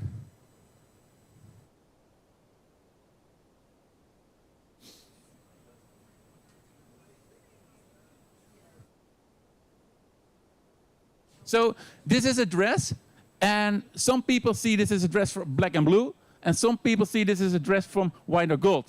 Let me see if this works. All right, so Yeah. the world has seemingly become utterly divided on Can I collect this how to do it? dress. What colors do you see? On the one hand, we have team black and blue. On the other, team white and gold. We asked on Twitter and got hundreds of responses for both white and gold and black and blue.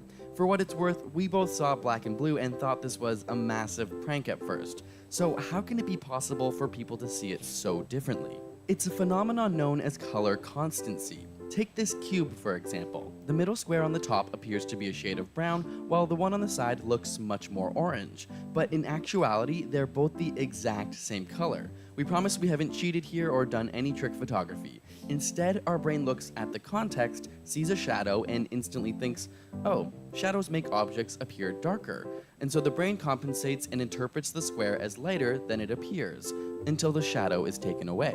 Back to the dress, and we have a similar situation, except here the context is very arbitrary. We're so close up to the dress that we don't really know its surroundings, and the brain has to make assumptions. People who picture the dress as white have brains which may be interpreting the dress in a blue lit room, for example, as in it's near a window with a bright blue sky.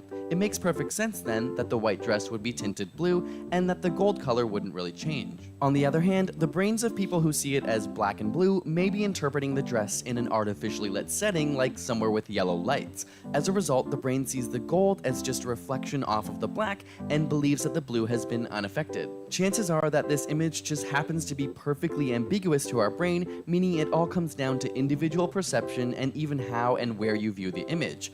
From a factual standpoint, the dress is blue. In fact, here are some other pictures of it. But this is a beautiful example of how our brains have evolved to interpret the world around us without us even realizing. Want more answers to the world's crazy...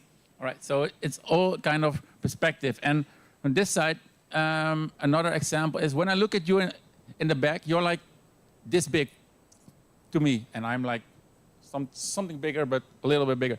But I know you're not that big, and when I walk towards you, you're getting bigger for me. But I know you're not getting really bigger because it's like I'm coming closer to you. That's why you look bigger. And that's something I learned. That's normal for me. So we have a lot of assumptions in our mind and conclusions in our mind that learns us or tries us to observe the world, how we can see this.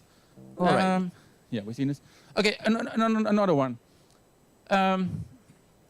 So your brain doesn't like things that he can find out what it is. So your brain is making a lot of extra information. They fill in a lot of information that's not really there. What do you see in this picture? What do you see in this picture? A dog over here. What kind of dog is this? Do you see the dog here? Who see the dog? All the people on the left, they see the dog. On the right, nobody? Yeah. And what do you see more? There's a dog. Yeah? Oh, you were just stretching. Okay. What do we see here? What's this? A tree? Yeah, Mateus. Okay, tree. Yeah. This over here? And then what's this? This is a tree and this is? The shadow. Yeah, okay. Yeah, that's possible. Who sees something else? Yeah.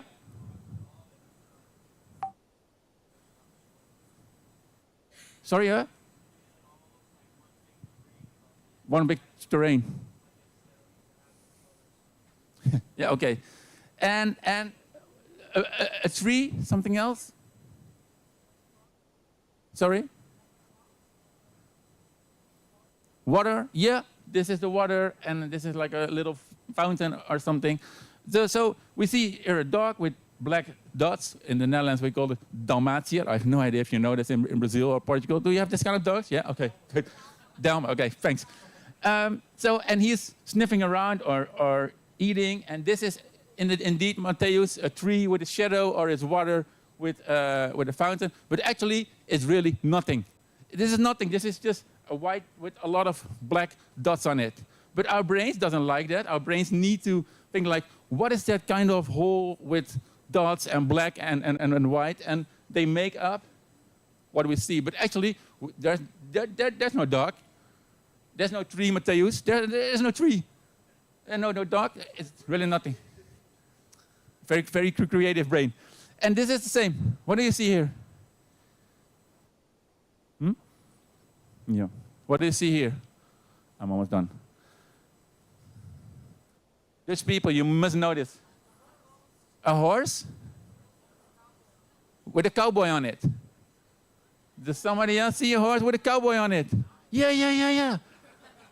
More? Yeah. Portuguese people also see a horse on the horse. This is the head of the horse, a leg, another leg there, the tail, and this is the cowboy with his hat. Matthäus, you see it? So when I show you this, and you're like, what is this? And then somebody said, it's a cowboy on a horse, and all of a sudden everybody's like, yeah, now I see it. Because your mind have a prototype of a cowboy on a horse, and it's like, do I see it? Ah, yeah, there it is. Yeah, but actually, again, it's nothing. Last example. What do you see? A white triangle. Everybody see the white triangle? There's no white triangle. It's only 3 black Pac-Man stuff. There's no white triangle. But your mind, your brains are drawing lines here to make it a triangle. I have another example, but it's almost time, so I'll stop talking. But I will do this is also fun, but who's interested in this and who likes a lot of rings, then I will explain after. But I will conclude. Like, so everything we see is like with a filter on it from our experience, from what we have learned, from our culture, where we are born, what is normal for our brains. And that is how I would try to make the link with this project, because you're all working with people from the Netherlands and Portugal and Denmark and Brazil. And we all have like different backgrounds. We were born in a different country. We learned other things. Our culture is very, very different. So that's something you have to keep in mind when you're working together with people from other countries. And also, if you're making a product, this is where I get to the testing part. How am I going to say this?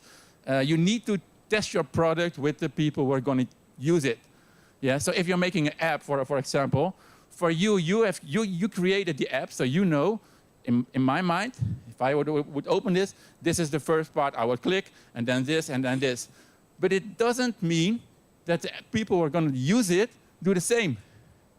So, and that's why you have to test all of your prototypes, like what are the people who are going to use it, how they are going to use it.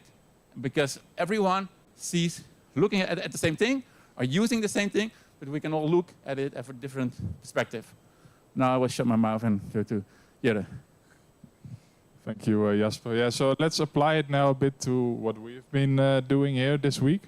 I made I think for me, a really nice slide with all the glasses and everyone wearing a different glass. Some people, maybe Natasha, she's wearing 2 glasses, maybe me too. Some people, Mr. already left from the World Bank, maybe he also has a little bit of this.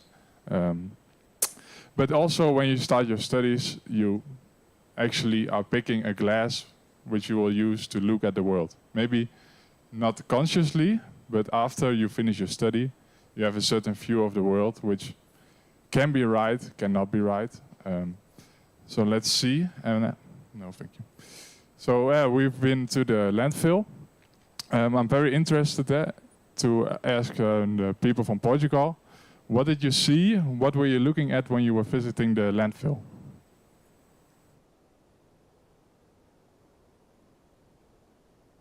Nothing? The sky? Blue skies? Yes, okay. And the rest? You are studying engineering, right? Where were you looking at?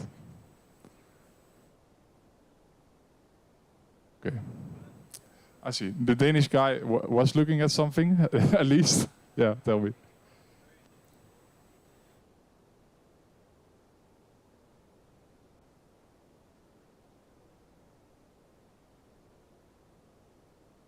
That's good, yeah. So we were looking at some technical parts of the facility, but also the surrounding. Okay, okay. Someone else, the Dutch people? What did you notice at the landfill? Okay, the weather. What was about the weather? Okay. And why is it nice weather for you? Yeah? Okay. So that's a very different perspective of experience. Someone else from Brazil, what did you see at the landfill? Here? Yeah?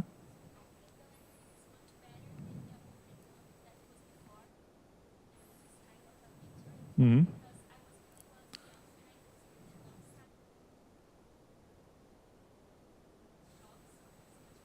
Yeah, so she's saying the landfill is a very good development for here. But I was also speaking to some people from the Netherlands, from Denmark, who were saying, if we would do this in the Netherlands or in Denmark, we are already way further developed, and for us this would not be a development at all. So I think this is a big lesson to take for everyone, that you have to take small steps, and it's a very different context. I have another example. First, maybe you have to look.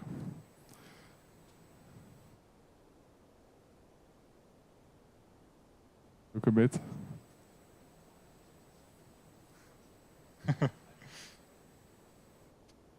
Maybe now the Portuguese people can tell me a bit more about what they are seeing.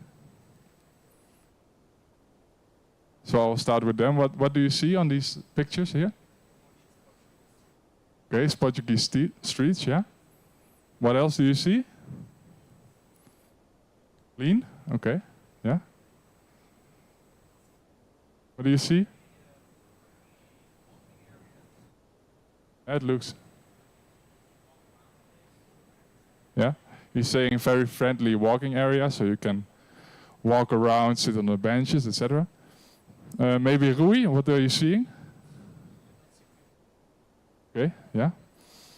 Can you maybe tell me which region this is, or maybe the town or the city?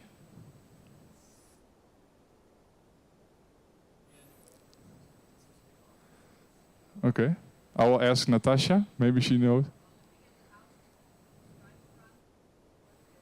Okay, Natasha knows Portugal better than you, Rui. That's very interesting, yeah. Any Brazilians, what do you see in this picture? What do you notice?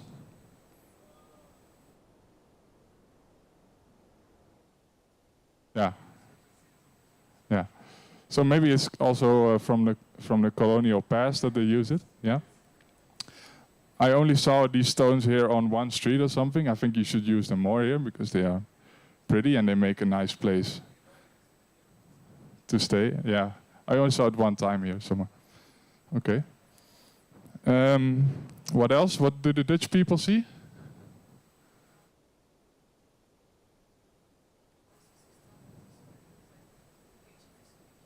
Yeah, it looks like a holiday place to go. Okay.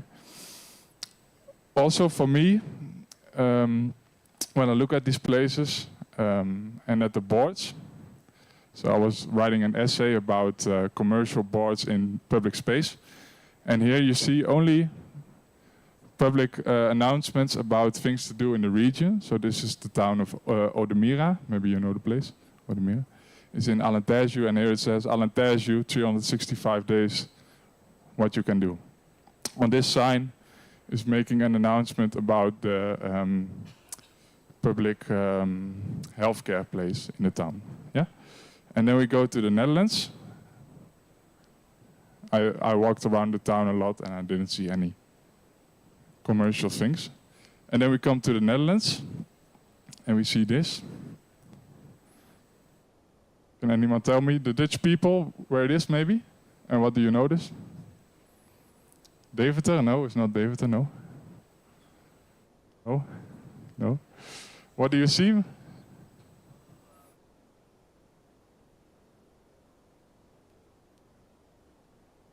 Yeah, yeah.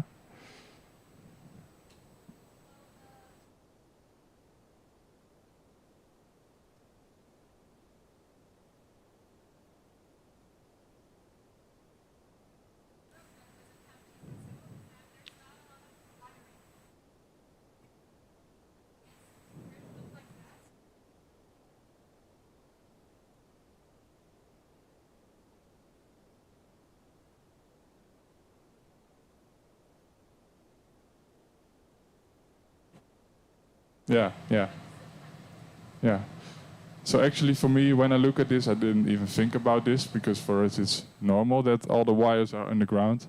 They are always digging in the streets and they put a new cable and then make some grass. For the Portuguese people, what do you think this sign says?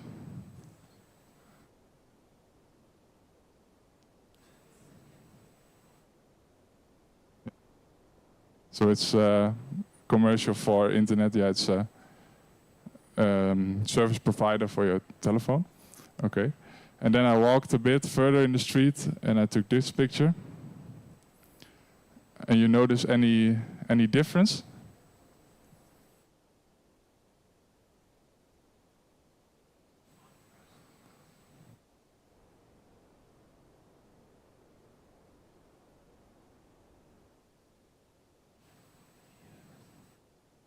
Yeah, yeah. So now you can see, for me it's a much more calm space because the announcement is gone. You can actually see the nice green space. The parking is very well managed. The street is calm here. People have to drive here 30 an hour max, so also the cyclists can pass safe. There's a nice sidewalk here for the people who want to walk to their homes. And actually, this is a picture of the city of Nijmegen, is in the east. And many people actually in the city don't even have a car anymore. So, and also a new generation is coming who doesn't even want a driver's license in this town because they're saying, why do I need a driver's license? I take my bike, I take the train, I go everywhere. Could anyone from Brazil imagine that you don't get a driver's license? I think no, huh? No. Okay, so I give some examples of how everyone is looking differently at the problems we are going to tackle. And I think it's important for everyone to keep this in mind during the project, that when you are communicating, especially from far away, it can become more difficult to overcome the communication, cultural communication. I had a project with Albanian and Dutch students and they had a lot of problems. So keep in mind, keep patient, okay? Time difference, they communicate in a different way. But we have to work together to make the world a better place. Okay, thank you.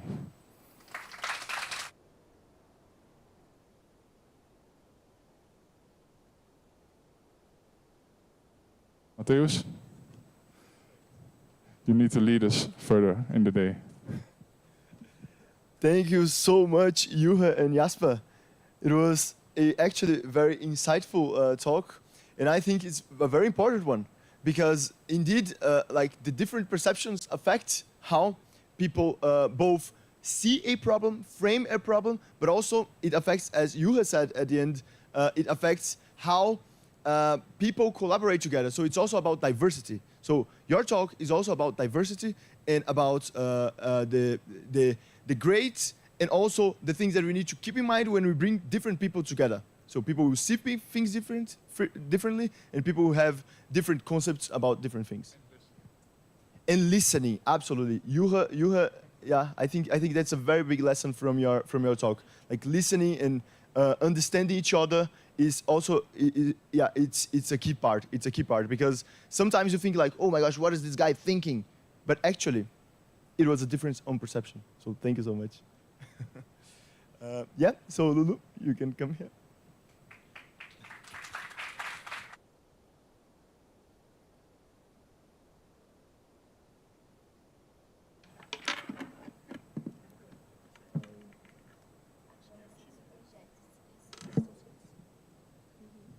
Thank you guys so much for this speech. And now we are going to present the amazing projects that were developed during this week. And the groups will present in 10 minutes, and following the teachers will also have 10 minutes for comments. So let's make it fast. And this process will happen with every group. I think now we will have time just for 2 groups. So the first project that we will call up here is the supply chain.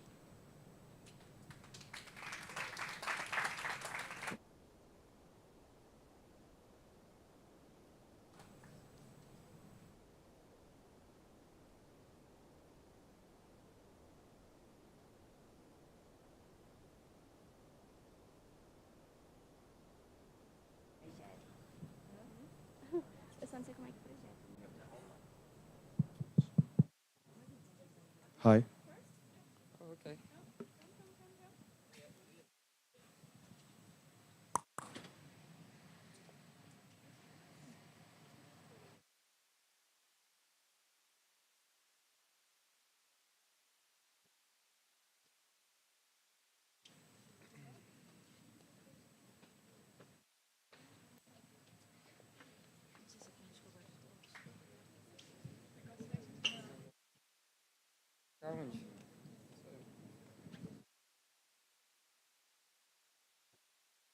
You already have that microphone.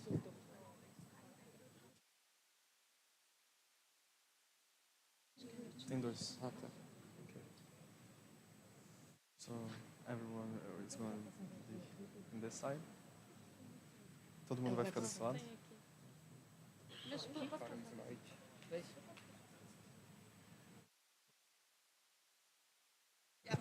Posso passar?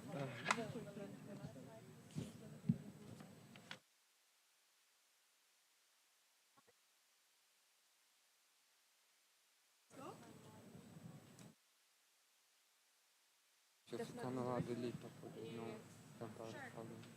Guys, let's start this here. Okay, you can start. Which one do us? Nice. Okay, let's go. Yeah. Hello again, everybody. This will be the general introduction to the project proposals, and I guess that I can do that part as well. So we have worked a lot this week, and we were put into a group that was supposed to work with integrated supply chain management system at the waste handling facilities. So the handling of trash in and out of the facilities. And how's this working? So let's start by asking, why is this important? So the cooperatives face a challenge of transferring knowledge between what is going into the facilities and what is going out.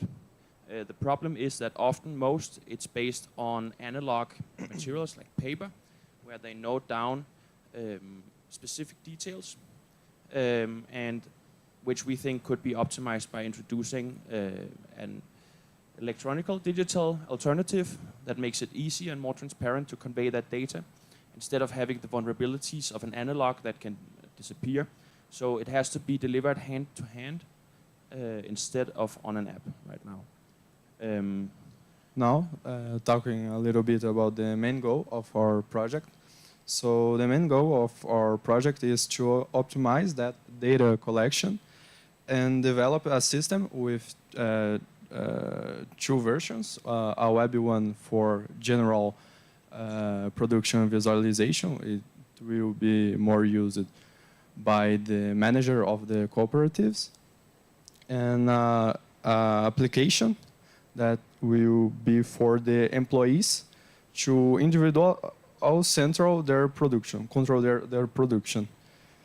And this seeks to improve efficiency in data management, providing specific tools for employees to monitor, manage their productivity.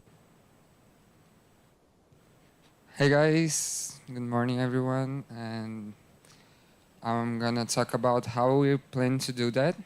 At first, we tried to do some planning, but in the end of yesterday, we got a change of the scope of the project.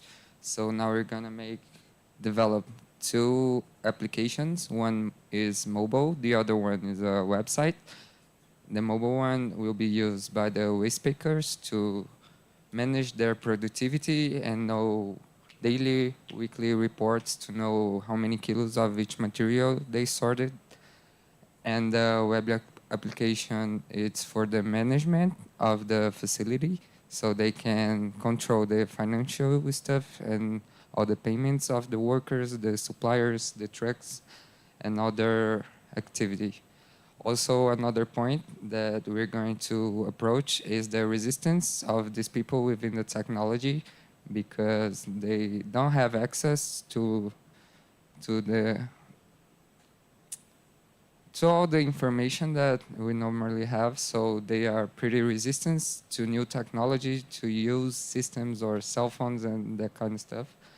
And we also want to improve the process inside the facility to improve their productivity and make them earn more money and have a decent life either. So that leads us on to the part of the interdisciplinary challenges of planning such a project like this. I am in a group of 4 techno-anthropologists here, and with my fellow students,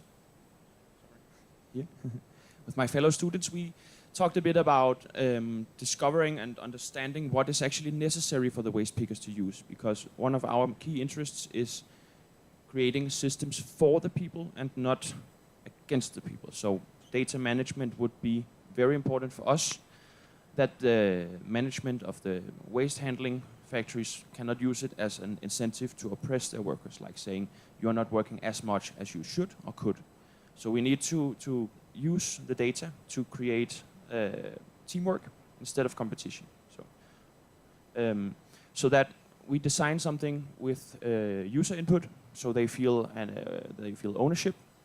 And our role in this is going to be counseling all the other projects on how to implement human values in the design. So we're going to have a continual process of co-creation, which is a method of continual referring to each other, talking about human elements of the design and ethical considerations of what is to be implemented.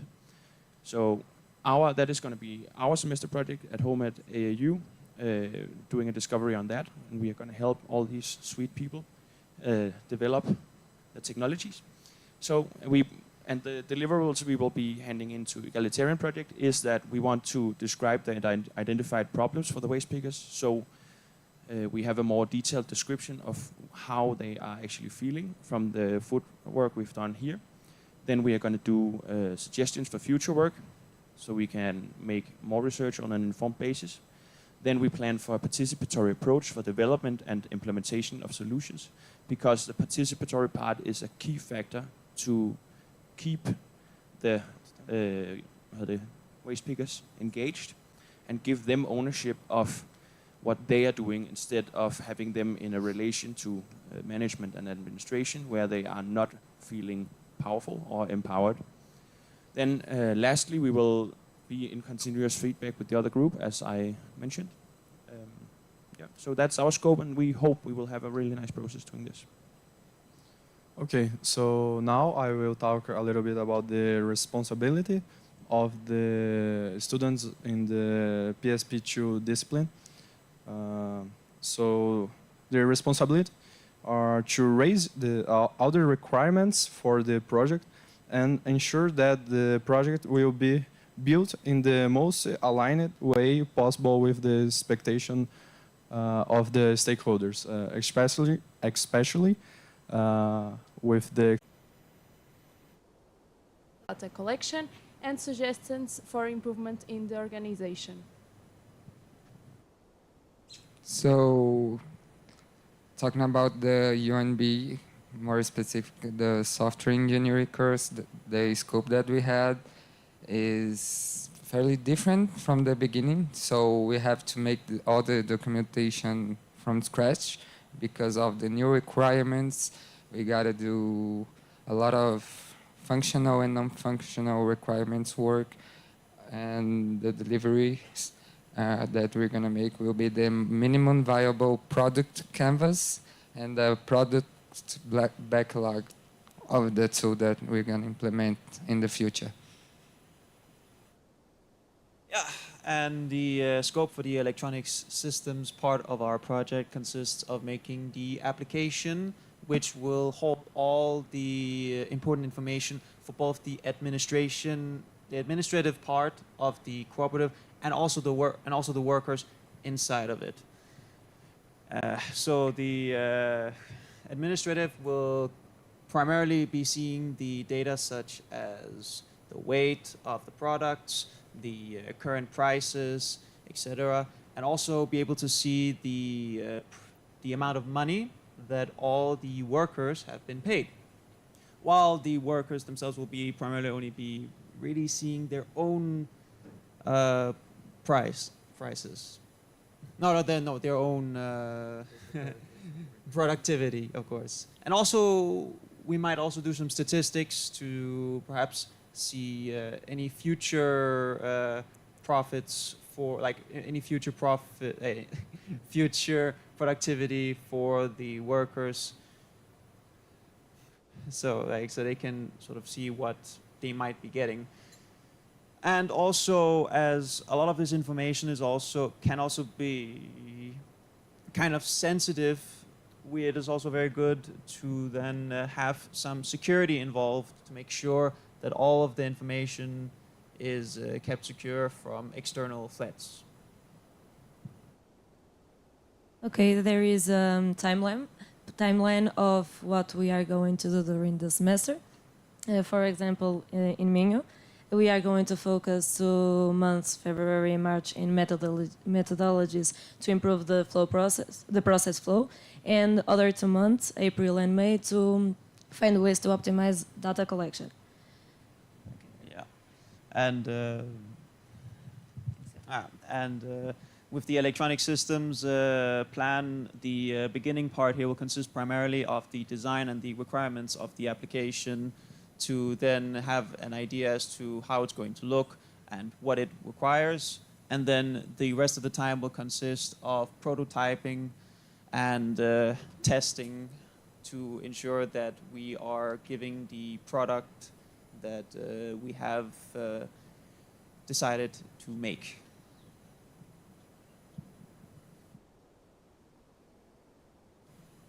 We have some expected results. When it comes to waste pickers, we pretend to better understanding about the results of their work, improve their motivation at work, and transparency within the cooperative results.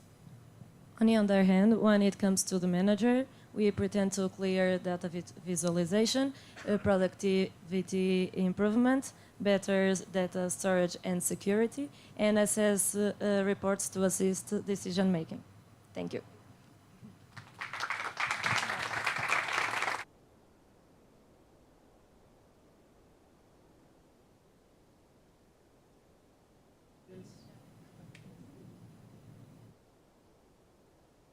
I have one question. How are you going to collaborate during the coming semester? Have you talked about that between all of you? Otherwise, you have 5 seconds to develop the good answer. I think the ideological answer, and something that we are going to talk of today, because we're going to say goodbye to each other tonight, is that we have a Discord thread, a communications solution, and we will organize ourselves there with the different scopes for the different projects and with the semester plans and whatever is going on.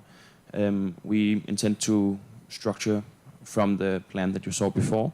So for us, it's going to be getting an overview of all the structure and then being able to have continual talks, maybe once or twice a week or every second week, so we know what's going on. Yeah. Or physically for us. Physically for those in Copenhagen. Hello. Thank you very much for the presentation. It was interesting to see where you start and what you are here delivering. It's great. And the Gantt chart is a way for you to envisage what you need to do during the process and also where to collaborate. Okay? I have a specific question. You talked about individual productivity, but I didn't see the catch of that during your presentation. Do you have some ideas what you mean by individual productivity, or if you are really want to? Well, what is meant by individual productivity is that the cooperative we're working on is paid based on how well they are working. So the general idea is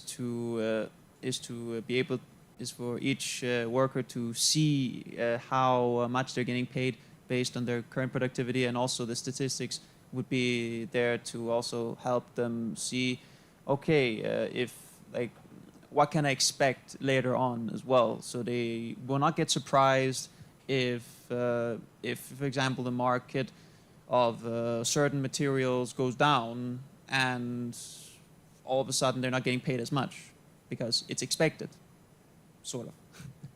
Okay, a thing to keep on thinking about, I believe, because they really work in a line or around the table. So if you are going individually, it can be really hard to do that, or you are going to do it by an average or something like that. Okay, think about that.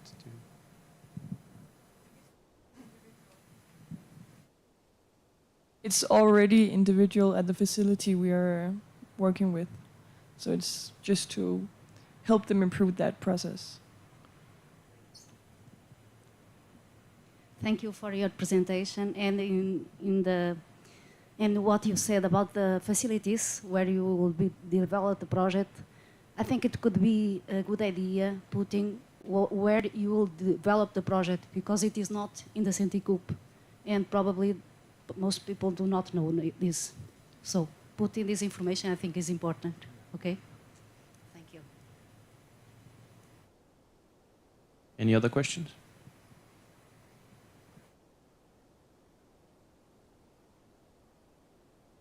How about some questions from the right side over there?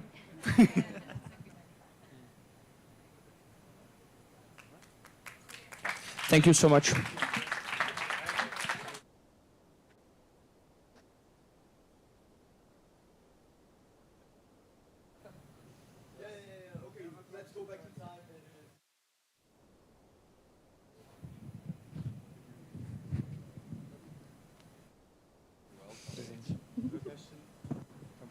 Test. Yeah, so I was thinking about, you say better data storage and security. So better implies that there already is some kind of solution that you can improve on. So what are they already doing right now?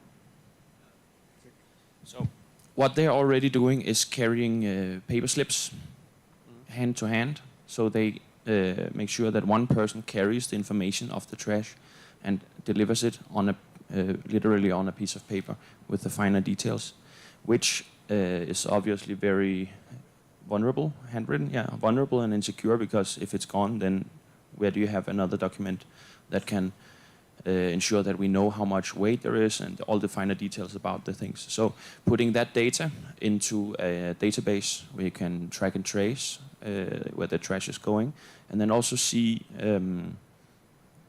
data in a time perspective could be really nice. So we ensure a lot of security and clarity in the process of digitalizing that.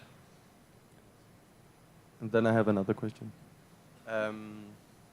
So what kind of data do you expect? Because you are the IoT team, so it's like sensor data? Yeah. Or is it like waste picker performance data and metrics? Well, it depends on if you're either looking at the administrative part of the cooperative or the workers. The administrative will consist primarily of the data received from the work that has occurred today. I mean, they weigh, for example, they begin the day by weighing the truck's amount of trash. They also weigh each bag individually, and also after the sorting has concluded. So that's the kind of information you would be expecting, as this is also what they would want to send forward to, for example, the government, and also I believe it was the neighborhoods? Yeah, the condominiums. Condominiums, yes. And then for the workers, the only thing that really would interest them is their own productivity in this case. But also the administration should also be able to see that.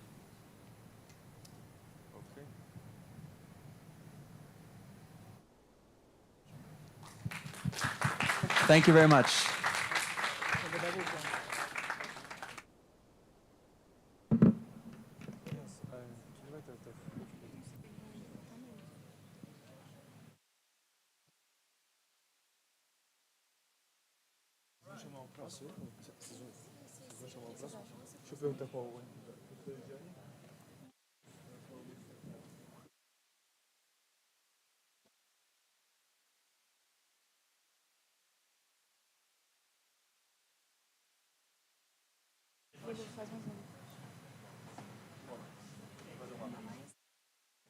So now the next group, the Sustainable Hub app, please come forward.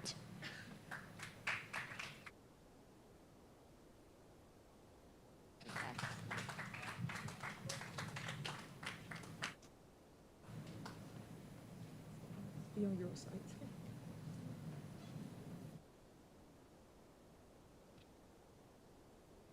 Hello, ladies and gentlemen. We will talk about Sustainable Hub app. My name is Lucas, and I'm with Cynthia, Marina, and Mart, and we will talk about our project now.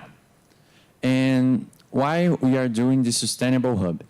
We see a gap between people who are interested in sustainability, but have no knowledge about practices who are sustainable.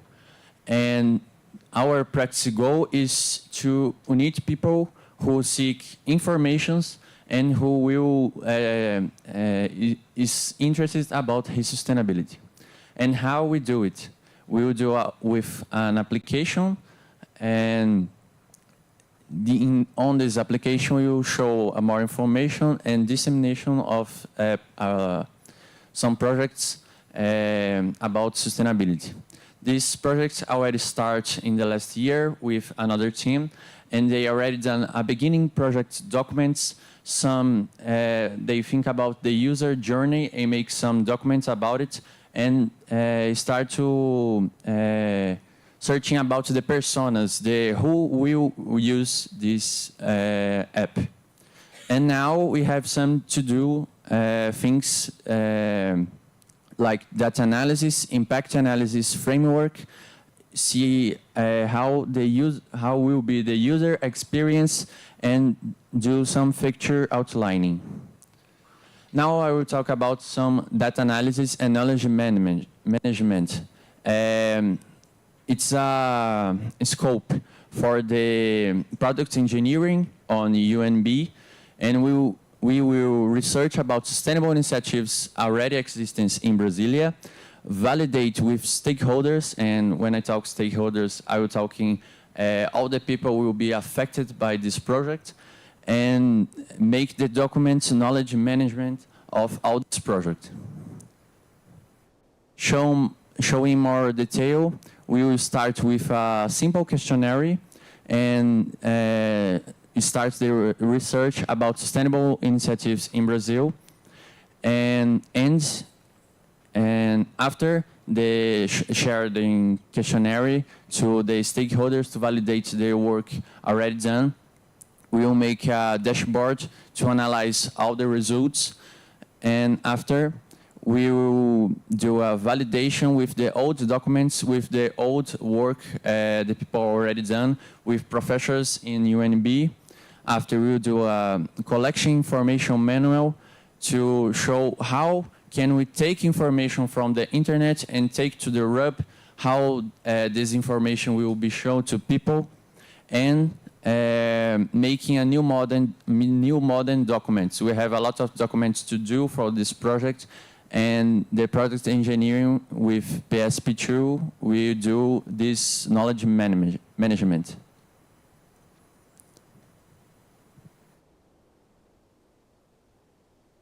Good morning, guys. I'm Marina. I'm studying energy engineering. So I'm gonna talk about the scopes of energy engineering. So the main object of the scope is to measure the impact of the app and provide some information to the community. So the idea is to do the questionnaire first, like Lucas has already said, and after we have applied the questionnaire and analyzed its final results, we are planning to provide some indicators in an educational way about the relationship between energy saving and generation and the waste. So between April and May, we were going to do some research to how create the indicators in the best way. And yeah, like June, July, they're going to be done. Yeah, it's this. Thanks. Oh. Yeah, I will be busy about the user experience. It's about provide an engaging experience for users, becoming an effective tool in promoting sustainable behaviors and establishing strategic partnerships to broaden its reach and impact. What I do this semester is I will validate the user journey. Well, the research that's already been done, I will look if we can validate it and work further on it. And also I will look for the layouts to other apps, like how they did their layout and what we can use for it to really make sure that when we make a prototype, we have like a validated research that we can layer upon to make sure that people actually want to use the app. That's why I will also do research about gamification. I will look for how to do a reward in the app so you want to keep using the app. And at the end, I will look for a strategic marketing plan to make sure that we also can promote the app and look for organizations and that people know about what we are going to do. Yes. Whoa. Then a little bit more technical side. I'm going to develop a user-centric hub based on the industry tends to make the best app to consumers. Like, how are you going to, if you develop an app, how are you going to roll it out to the customers, like to the people? Define functional and non-functional requirements for a robust platform. Last year, they created a report with functions and non-functional. Are they still active? Are they still available? Like, are they still, I'm looking for the word. In general, yes. Are they, in general, still active? Then create a streamlined, back to refining UX mockups based on stakeholder feedback. Like, what is the app going to look like? Together with Cynthia, but all right. So, like an analysis report, there is the analysis report is going to be to find some Dutch or European apps that already are created, so we can have like a little bit of how can I say it? Like a benchmark, so we don't have to produce all the features, so we can just copy and paste some of those, so we don't have to invent the completely new things. Yeah, the requirements report. There, of course, are going to be a lot of requirements. They have to be put in place. What are they going to be like? A function and technical report is going to be what kind of app are you going to use? Are you going to use an app or like a web-based, like a website? What do you need for it? What are the functionalities? And how are you actually going to program that stuff? And then creating a demo prototype, like something you can actually show to the waste pickers and to the management and to those people, like, what do you think about this? So you're not only going to show them some static reports, but actually they can click around, like, how is the user experience? Is there actually some, to get some feedback?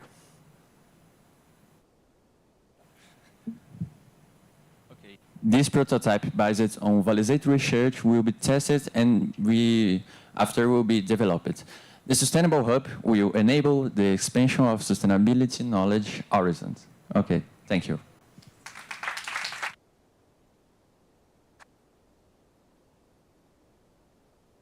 Okay, now we have some questions.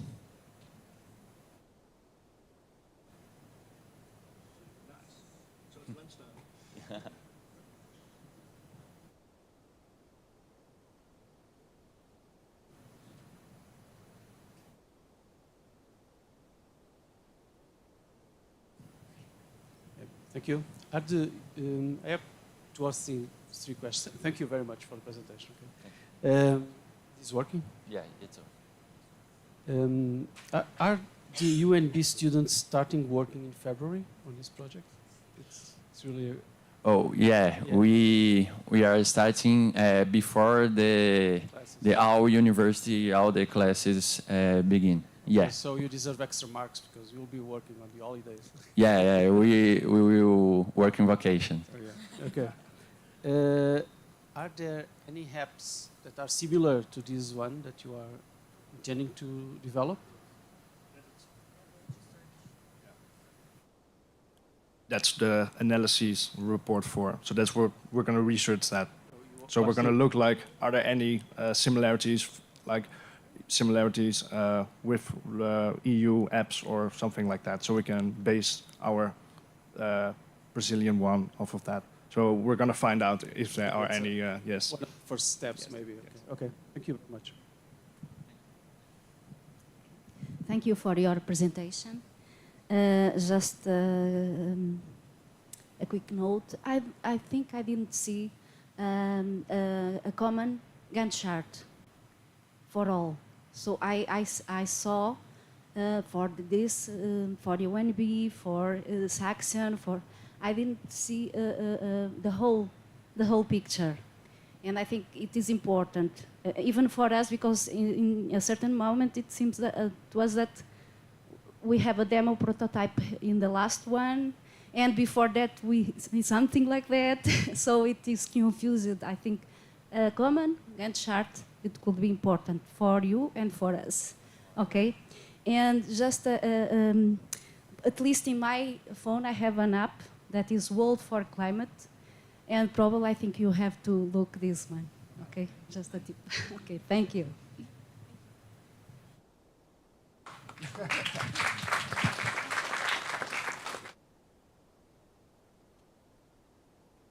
Dag Jasper. Heb je een vraag? Do you have a question?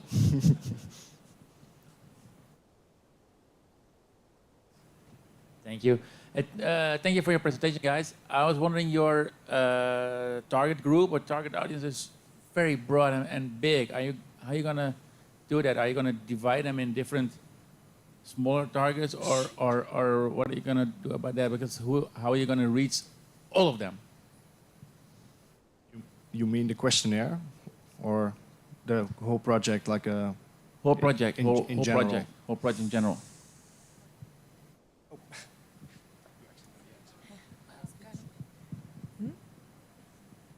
Well, we already have personas from the last team that worked on this, and in the personas they focus on a bit more higher education and people that already want to work on being sustainable but aren't doing it yet.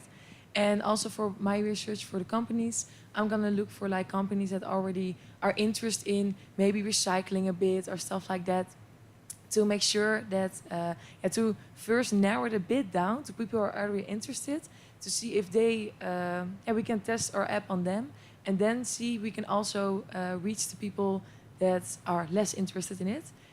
So that's, I think, is the first step to approach the people that are a bit interested in recycling, to narrow our target group a bit down. All right, that was exactly what I was looking for. Thanks.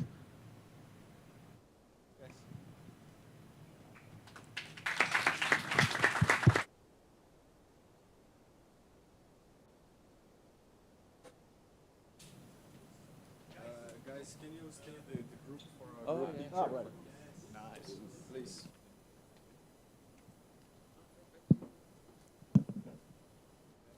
Run the TV, please. It's actually different, yeah.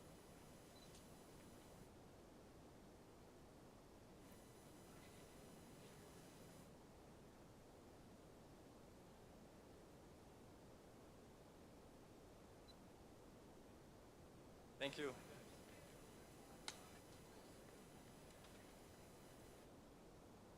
Almost, Lulu.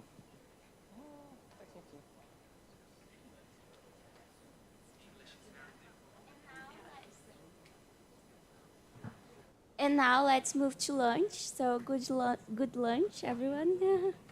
See you later.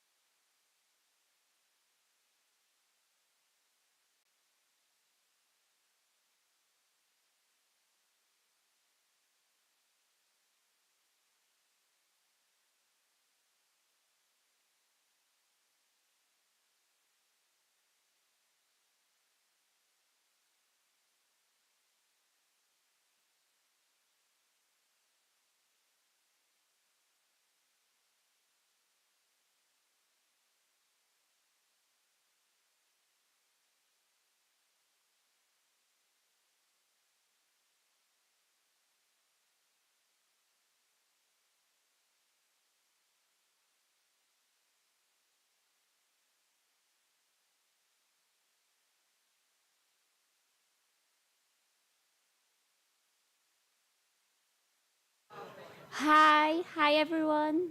Let's start.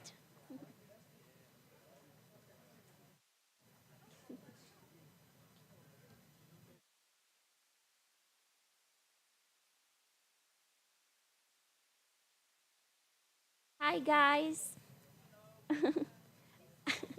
I hope everybody had a great lunch.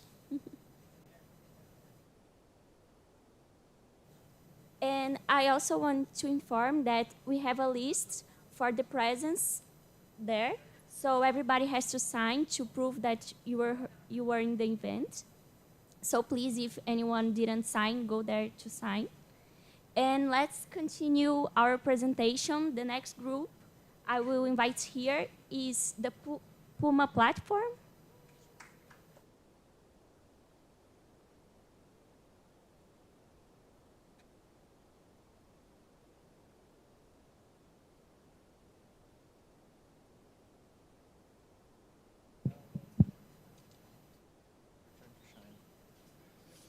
Obrigado, Lulu.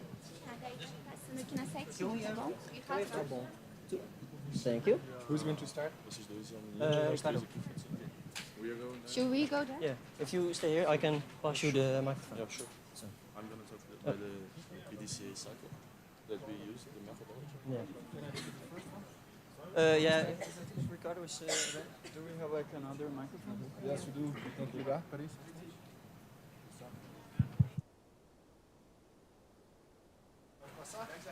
Guys, if you wanna take the picture before our presentation, let's do before, even before. Okay. I think the chairs are higher than me.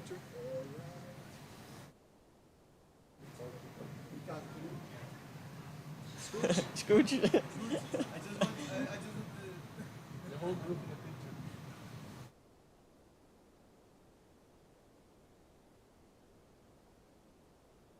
Thank you.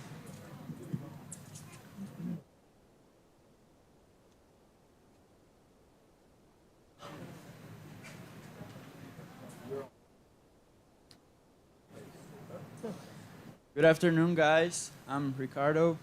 So here we have the Puma project, and our main problem, that our target with our project, is that there are a lack of standardized metrics that we have out there. So like, there isn't really a way that we can prioritize projects and companies based on their social impact or their sustainability impact as well. So the main goal of the platform, the idea behind this, is that we could create some objective standardized metrics in a way that we could prioritize those projects. So the scope of the project is we thought about creating a tree diagram for each of the SDGs, which are, so in a way that we could classify the companies and as well as the projects into 5 different classes based on their impact. So we also created like a prototype which we're gonna introduce to you guys later, because we thought, so how could we teach the semester how to do it if we didn't go through the process as well? So we kind of had what the semester has to do in the following months in 3 days, in a way that we could learn what we could learn and also see the struggles that they could be surpassing this year, so that we could help them before they actually got into those problems. You guys want to say something, compliment? All right. So what you see here, first we're going to talk about the above one. This is like the prototype that we made. It's a decision diagram. If you see, like all the blue ovals, they're the questions, and all the green ones are the answers. This is like a form.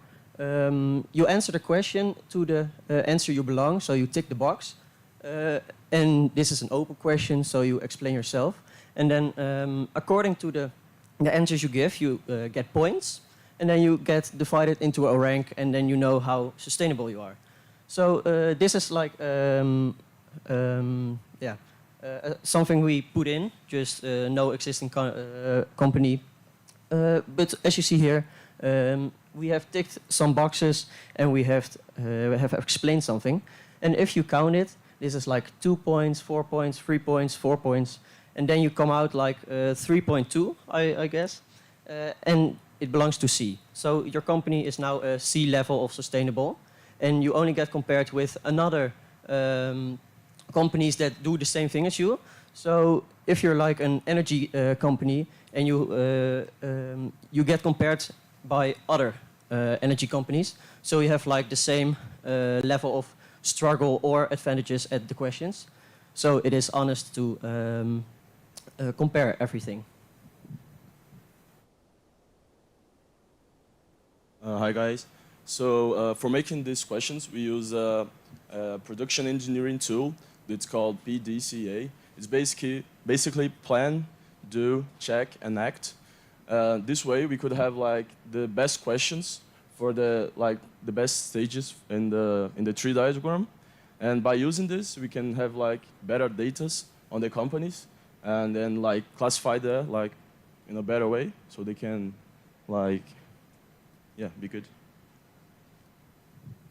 Hi, I will tell you guys about our timeline. So we adopted a Scrum framework to do this, having 8 sprints. Each sprint will have like 2 weeks, starting every Monday and ending every Sunday.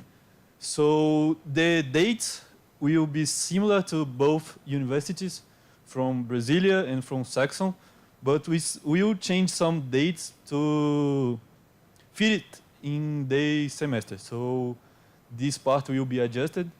And we have here, we have here the first week to data gathering and start doing the diagram to SDGs 1 to 3. And we'll follow this until the 60th sprint. So the last one we will use to validate and adjust the project. And we have also some checkpoints with the Dutch ones. So every month, the people who will doing the project, we will meet them, and they will talk about how it's going to make everything clear. One back. Like what I was forgot to tell. This is like a tree diagram, and we had the initial idea to create a decision tree, but that wasn't possible in 3 days. So this is like a format that you can use, but it can develop how further the process takes you to create a decision tree. But that is where the project leads you at time. Basically, we actually divided our deliverables. So we believe that measuring projects and measuring companies might be a little bit different. So what we are going to do here in Brazil is going to be related to measuring companies, while the guys from the Netherlands are going to be more focused on measuring projects. So the deliverables will be almost the same, but it's just that the trees are going to be different because the metrics will be more like fit into projects or companies. Yeah, just to clarify here, we also have a timeline for the section university. Yeah. We just didn't put it here, and like we try to make the sprints like in the same data, so we could like work together but not work together. Like they're doing their work like in Netherlands, we're doing here, but like on the same time. So it's great. And yeah, thank you.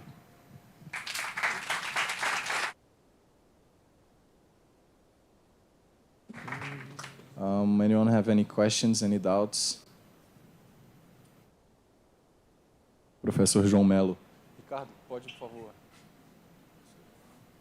Yes, in this part, when you say 8 sprints, did you get anything in particular to be those things together? For instance, in my case, if I had to separate these things, I will put 16 and 17 together, and not 15 to 17, because they have something in common. Have you tried to, this could be a good way of separating the sprints, okay, to get some kind of similarity between the goals there. Yeah, initially we thought about that, but in the end, we would not be able to have the last sprint for validation and adjustments. So we would spend the whole design sprint doing the SDGs, and we would not be able to validate it properly. So if there were anything wrong, we wouldn't have a lot of time left to change it. I'm sorry if that's No, it's not saying wrong. So this could be just, okay, if you want to separate the things, yes, try to it put would be things easier. together, not just to follow the numerical order, okay? So maybe it would be better for you to do the sprints. Okay. Thank you.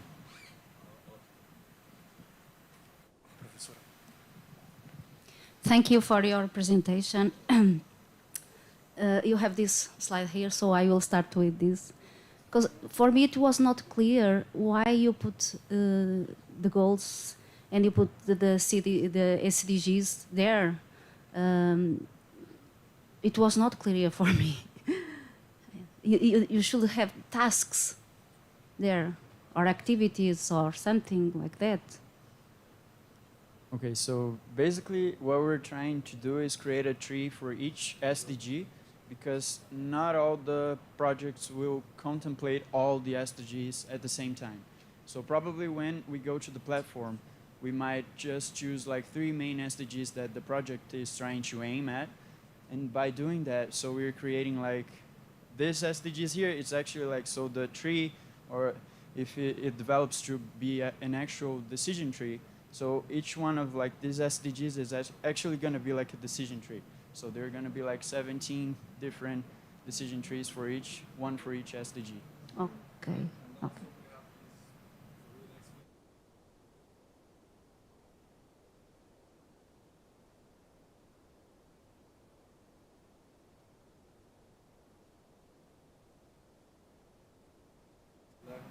Okay. Okay. And probably the Puma platform comes from the previous project, but I think it could be interesting for us, at least for me, to know what is Puma platform. I do not know. Sorry. What is Puma platform? Can you explain to me in brief words?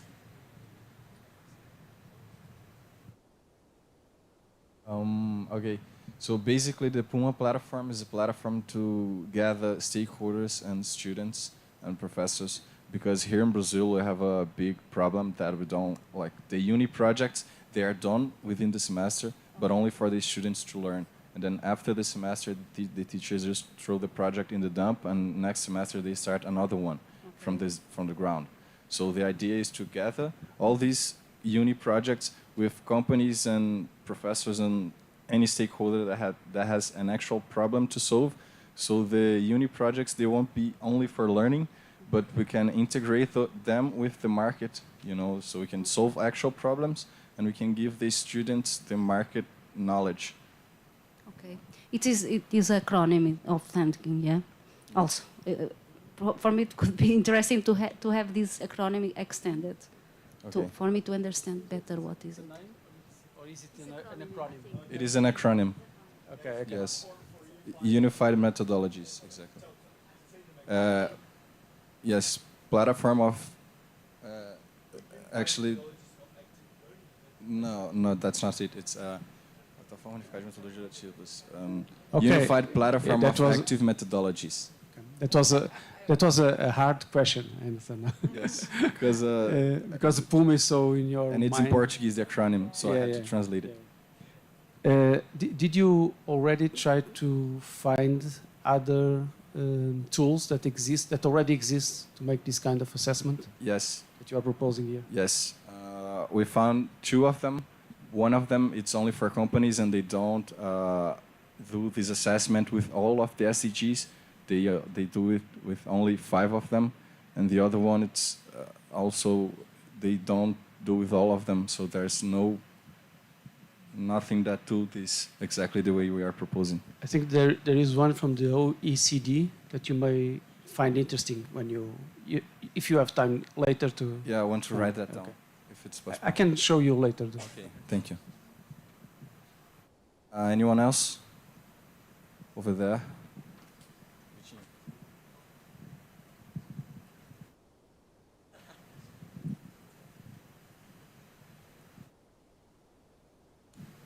Um, After it's filled out for a company, then they have to take action or no.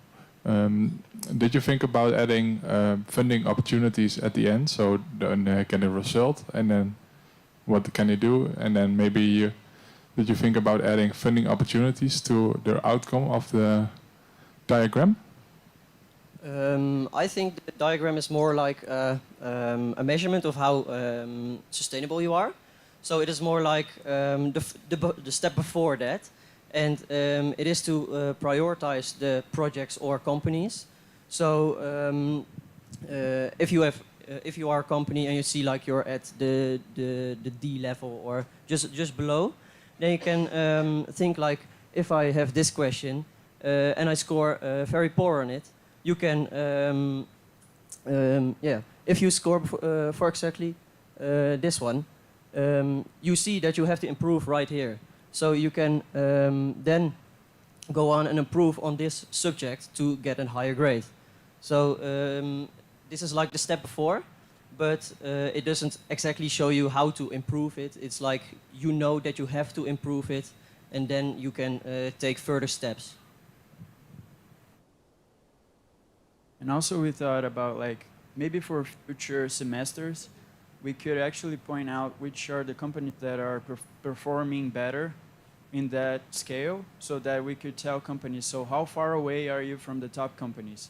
But then we should, that would be like a further away step. So first we just build the tree, try to like actually validate it in if the diagram works and everything, and then we could like point out the top companies and try to do that scale of comparison. Yeah, for sure. Yeah, but that's also a good idea. Maybe then they can learn from the companies who are doing better. Sure. But I'm not saying you should do it. Maybe you can add it to. I'll give it to the future group, but something to keep in mind. Sure. Thank you.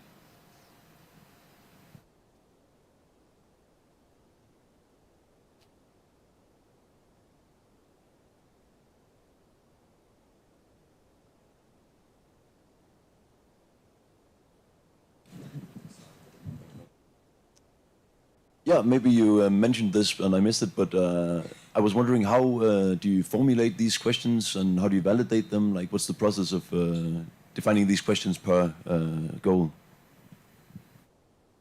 Yeah, as I said before, we used a tool that is called PDCA. It's based on a circle process. It's like plan, do, check, and act. So this way, you have like the right questions in the right places, and we thought about like putting the most important ones at here, and then you go like decreasing it, because like if you're bad at the start, how can you be like here, you know?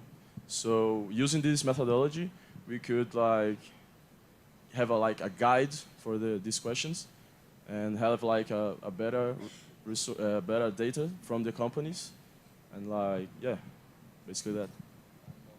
I would like also to add that each SDG they have subtopics. So for the clean energy is SDG, you have 5 subtopics, if I'm not wrong, and we tried to do one question for each. So you read the subtopic and then you think, okay, so what do I need to ask either this project or this company, what they are doing that can gives me the answer for this SDG specific, for this subtopic specifically.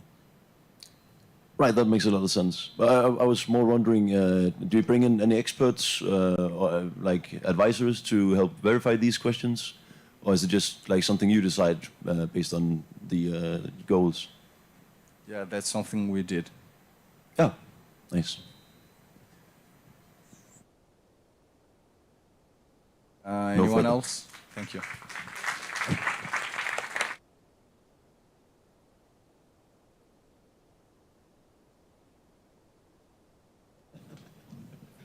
So let's follow to the next group, the semi-mechanized sorting of urban solid waste. And remember, guys, to take the picture before. Oh yeah.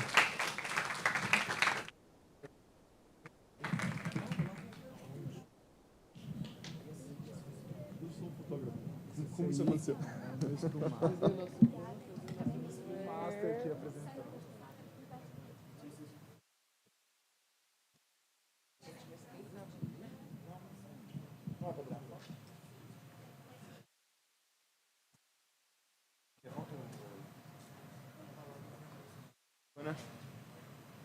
no meio?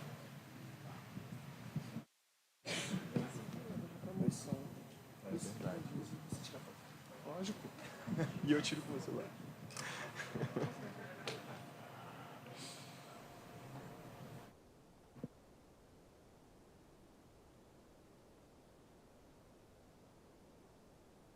Thank you, guys. Perfect. Já era.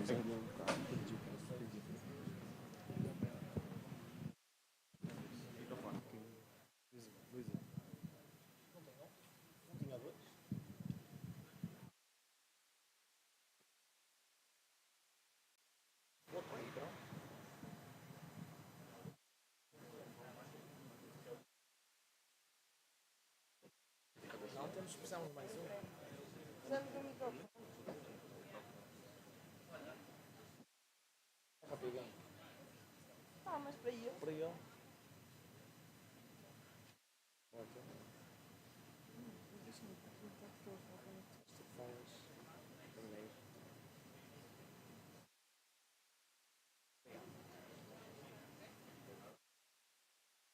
Ah, pode ser. Good afternoon. Okay, so our project is the semi-mechanized sorting of urban solid waste. And we visit the cooperative Sandkop. And I believe most of you have been there on the visit we had this week. And we realized the main problems were lack of organization in the process of unloading trucks, lack of a functional layout, lack of a separation process before the belt. And that leads to a consequence on their productivity. So our main goal is to increase it through semi-mechanization throughout the process while they receive it and before it goes to the belt. So it's like a pre-sorting. We've separated deliverables and they will go to each subject. So we've separated on the universities. And the first one is material reception to sorting flow study. It is fundamental to understand the process before the improvement proposals and in order to identify the most important ones, bottlenecks, lean wastes, and efficiencies. And then compare with the process flow after those improvement proposals.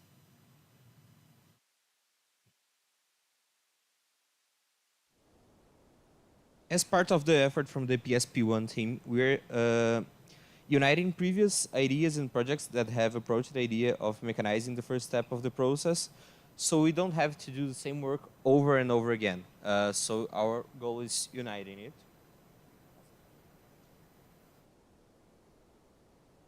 And about the machines research, we will use the Machines Project 2 class from the Department of Mechanical Engineering from UNB to help develop the system connecting the machines that we've sorted out, and also creating a safe storage and a link between the existing belt and the new system that they'll help us develop.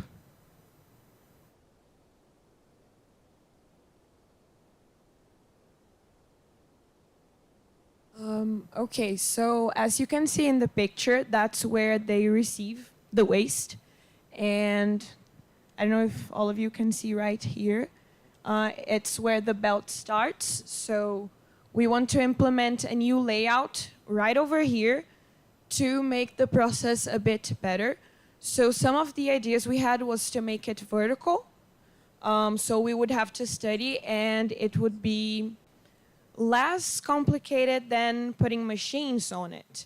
So maybe the waste pickers would accept it a bit better because we do have a lot of their resistance on the process. And we also thought about making a vertical protection for wind and rain because they lose a lot of waste. Because this area is open, as you can see, the ceiling is over like right here. And we have a really high ceiling, so we could use this height to make it vertical and use the space like to optimize the use of the space.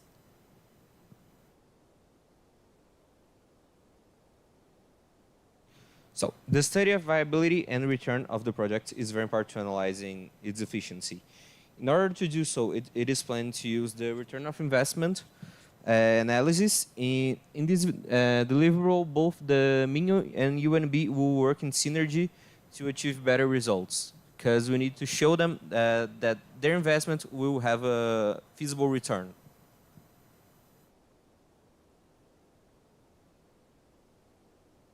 Okay, so this part is up to the subject PSP4, and it's the implementing process follow-up.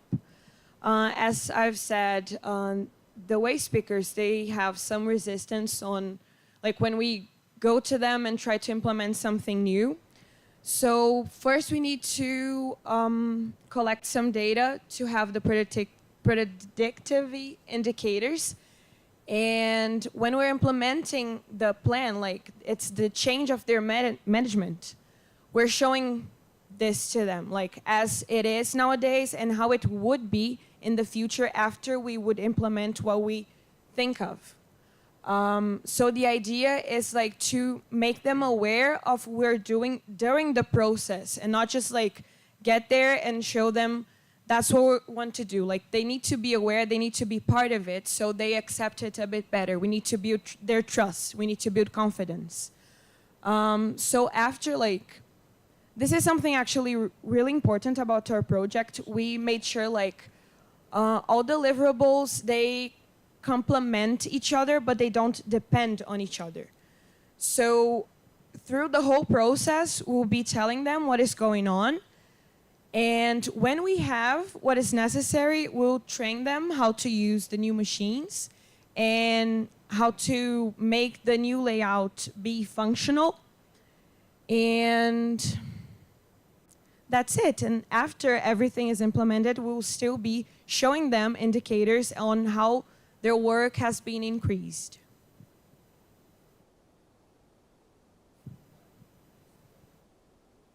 Health and safety in the cooperative. The main goal is to find a better solution to the waste picker, comfort and ergonomy. In order to organize and plan the things we need to do, it was decided to create a Gantt chart, which is a tool that allow us to visualize the whole project and the whole plans we need to do during this semester. The chart was designed so that each university operates in parallel without dependent themes. The team will be in touch once a month to discuss the progress of each university and keep the projects aligned. To conclude, we want to thank everyone that was involved in the egalitarian project for believing in us, because we believe young people must be the protagonists for a sustainable future. Let's make this happen.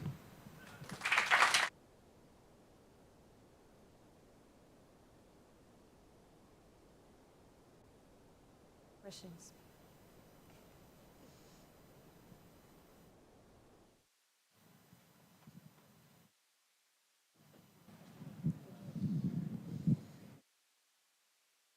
Thank you for your presentation. Very visual management presentation. Very visual. You pick up the pictures from there. I think this is important for us to see better what is going on. We went there, but for the ones that didn't went there. I think you say something about to create a simulation model of the, wow, very good. I totally support this decision. Thank you for your presentation. Yeah. Okay, thank you for the presentation. It was really interesting. It seems to be a project that is the UMU students and UNB students can do a lot of things on the project. It does not seem that you have to separate everything, and that's interesting also. Like you can really cooperate, or if you decide, you can develop different parts of the same phase of the project. So that's great. Thanks.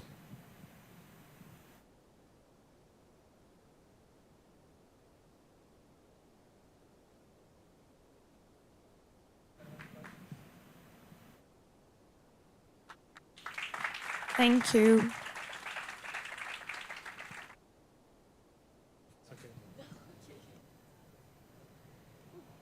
Don't forget, let's make this happen.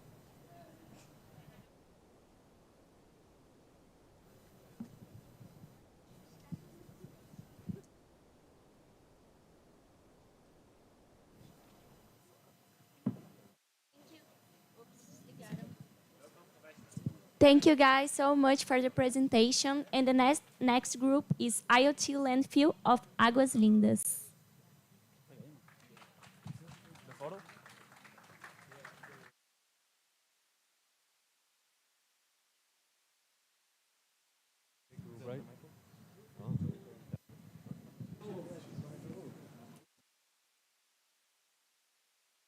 Testing.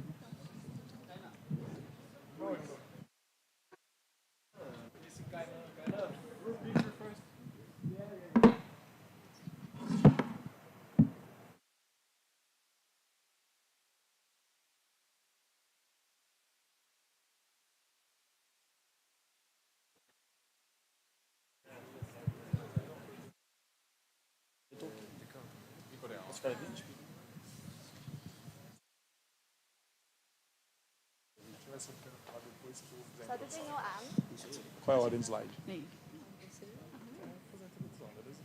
alguém passa pra mim. Cadê o controle do slide para passar? Não, volta. Okay. So yeah, we are the IoT landfill team. We have a project involving IoT. I will first explain what is IoT network, so it's easier for everybody to follow up. IoT stands for the Internet of Things. An IoT network is a network drawn between computers, sensors, and other type of digital computers, some small, some big. The main idea is using sensors and a smartly connected network of things to actually track the landfill on different layers in different places on the landfill. So yeah, the landfill on Águas Lindas actually has a problem monitoring different layers, because when the layers are getting dumped and getting covered and dumped and getting covered, you can track what's happening on the 7th layer, on the 8th layer. You don't really know how much slurry you can find there or how much methane gas is stuck there. So the main project goal is actually track all of these things and gather data on all of these things, so we can actually show to people that work on the landfills or that work around researching the landfill, so that they have valuable data. The main goal is to try to get insights from the data we have. So we'll try to extract data from the landfill and try to get to think about how we can improve in the environment, impact, and everything like that. So this is the main goal for us.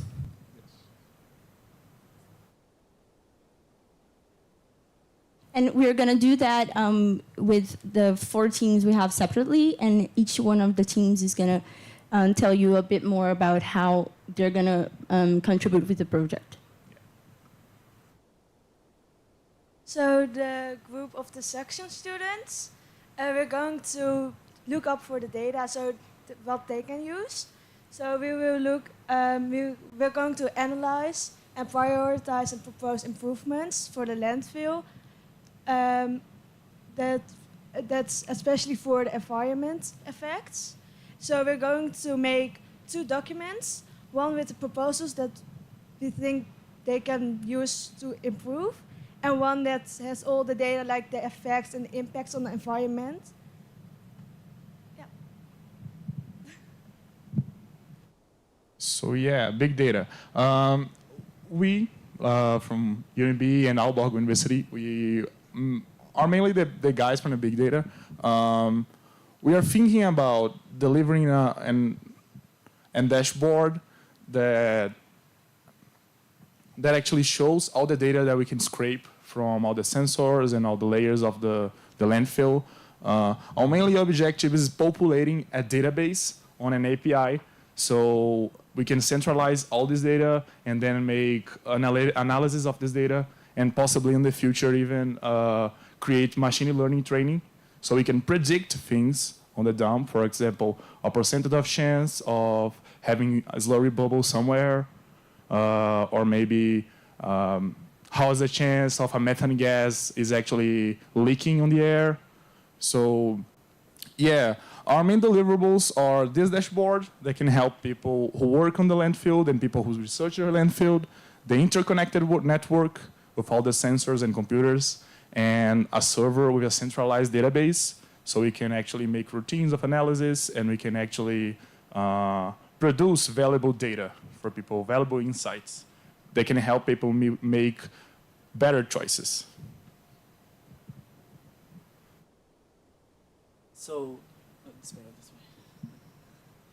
talking about the work of University of Minho, our scope is to design the process to be implemented with the sensors, focusing on data collection. The importance of this is to minimize some problems such as process waste and improve efficiency, resulting on less time wasted and less costs. And once we achieve this, we get to a point of standardization, and that way we can monitor it and then focus on continuous improvements. Processes assumes a really important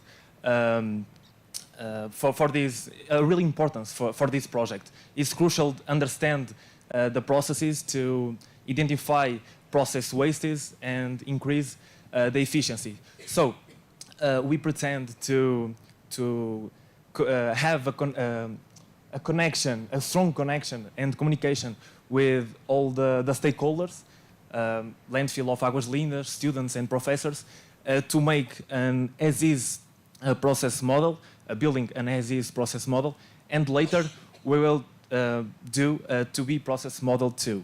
Other deliverable is a flow map using VPMN, not only the macro process, but the smaller processes too, like data collection, flow map, and improvement report with a quantification of performance wastes.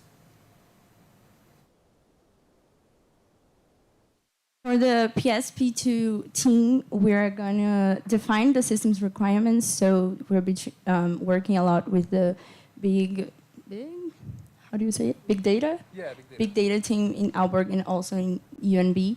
And we are going to define as well the sensors. So we are working with Paulo Celso, the professor, to try to really understand which kind of sensors is the best in the case of a landfill. And that is the main goal for us. So we'll be doing a list of requirements and also analysis and definition of the sensors.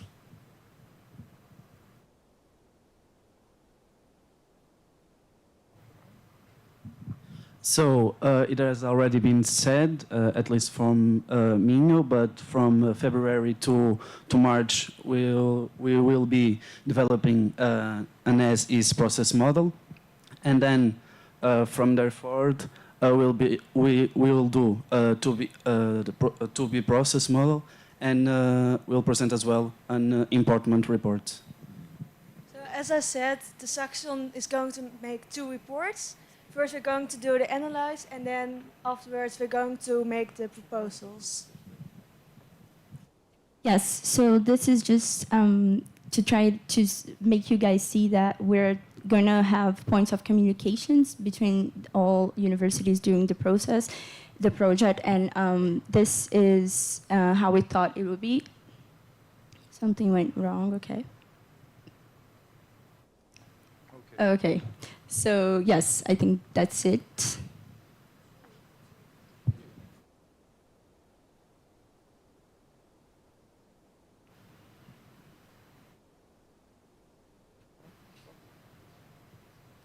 The next steps, the UNB team will validate the MVP of the system with stakeholders and collect the feedback. I will talk, the Mingo team will share improvement processes involving systems data with the Alberg team. You can talk a little more. Oh yeah, the UNB team, we actually send the feedback and we'll refine the requirement list we traced. We actually did a requirement list on the software side, so we did the basic steps, but we can't actually make a acceptance criteria list because we don't know the exact criteria yet. So the UNB team, we actually do this feedback and we refine the requirement list so the software team knows what they are developing. Oh yeah, I think that's it for us. You guys got any questions?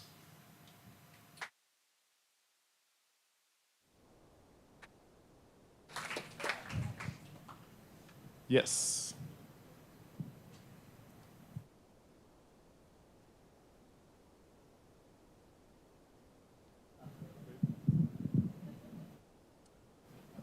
We're talking about the SDG, Sustainable Development Goals, and you will be using big data. Isn't that a bit on the contrary, because big data uses a lot of energy?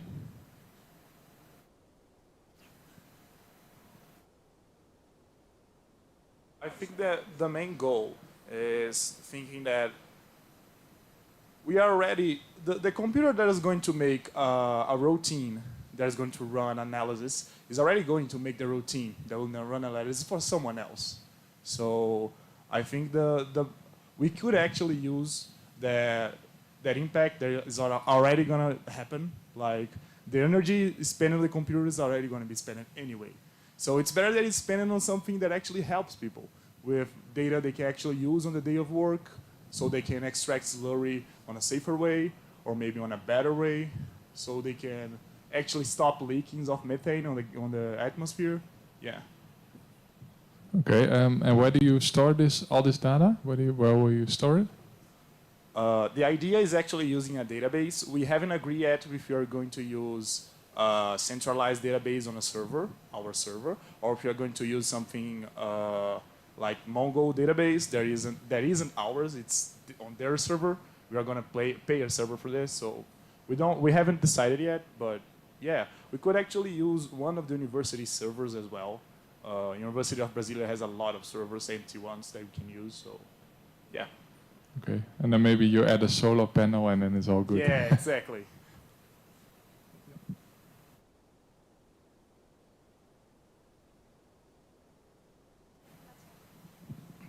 Thank you very much for the presentation. I don't have a favorite project because all the projects are favorite projects. But your project has a lot of potential. Because you are people from all 4 universities, you are a lot of people. Yeah. So, of course, the expectations to what you can achieve are very, very high.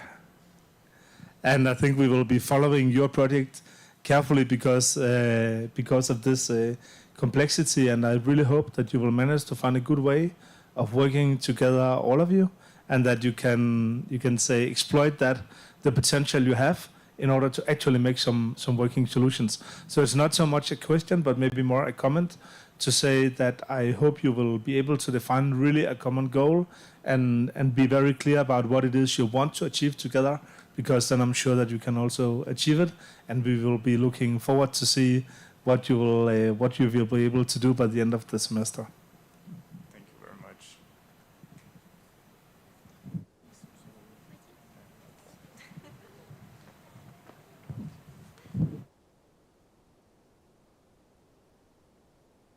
It's for you, right? Yeah, thank you so much. I am going to, I guess, reiterate a question that I was asking myself in the landfill. So I was just thinking if you guys had some additional thoughts about how, is the signal going to work, basically in the middle of either cement type of buildings, or and how are you going to manage battery life for around 20 years? So.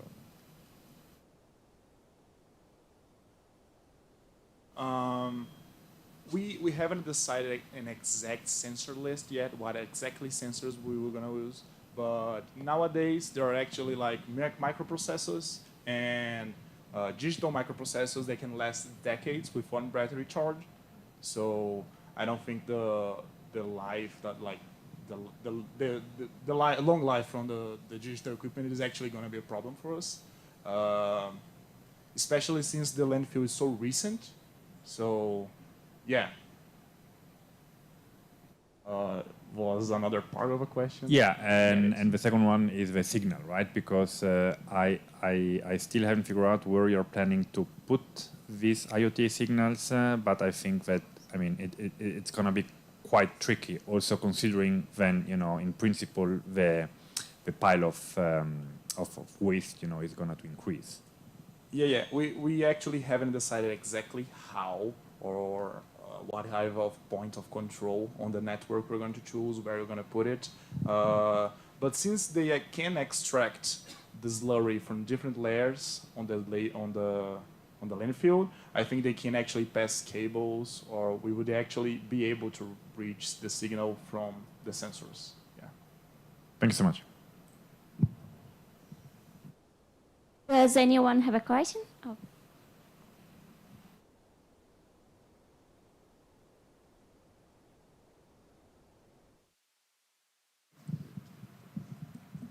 Thank you for your presentation. I like the presentation too, and I think I missed the beautiful landscape of Águas Lindas. I think a picture it would be nice, but that's okay. Maybe the next presentation will have a lot of this. Yeah. I agree with Jens. You have a big team, but today after 3 days, I think, you act almost as a team, okay? You are in the right way to act as a totally team, a team in the sense of team. But as Jan said, it is very difficult to manage a big team, and this is not easy as others. They are not, any one of the projects are easy. And this one is like building a whole control home of the landfill, and this is not easy. So you have here a project that it will demand a lot of work and a lot of expertise. So yeah, you have to be careful with that, and having a plan is good for you to follow this. Otherwise, you will be lost. Okay? So, good luck. Okay, thank you.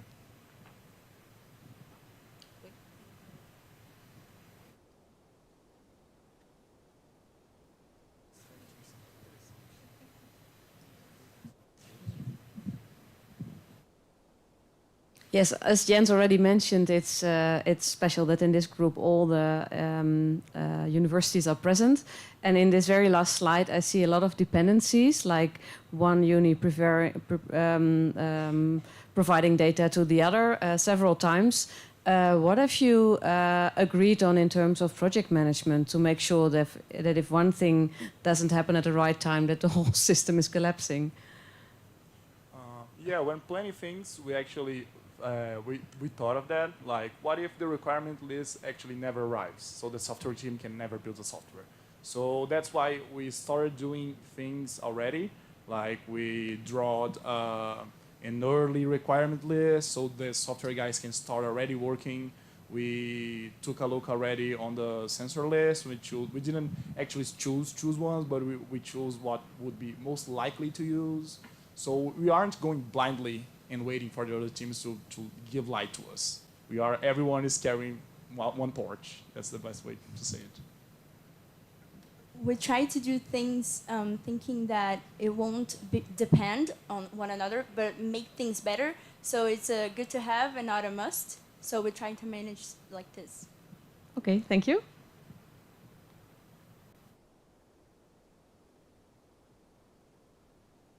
Anyone else? Oh. Okay.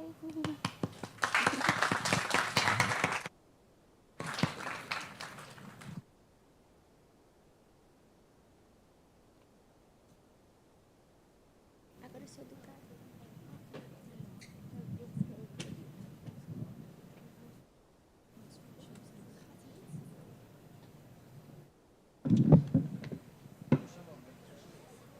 So our next group, and thank you guys for the presentation. Our next group is the Educado app and website. So please come forward.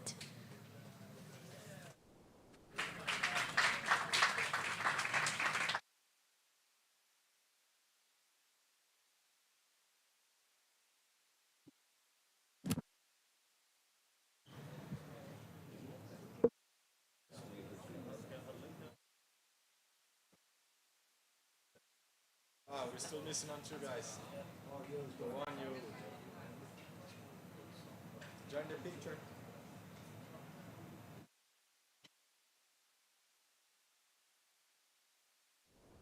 Thank you guys.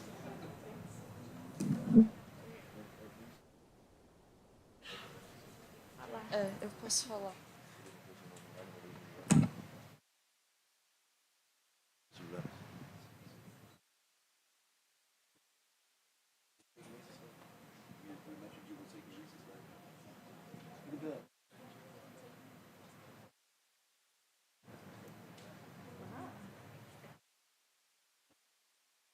You have a microphone over here too.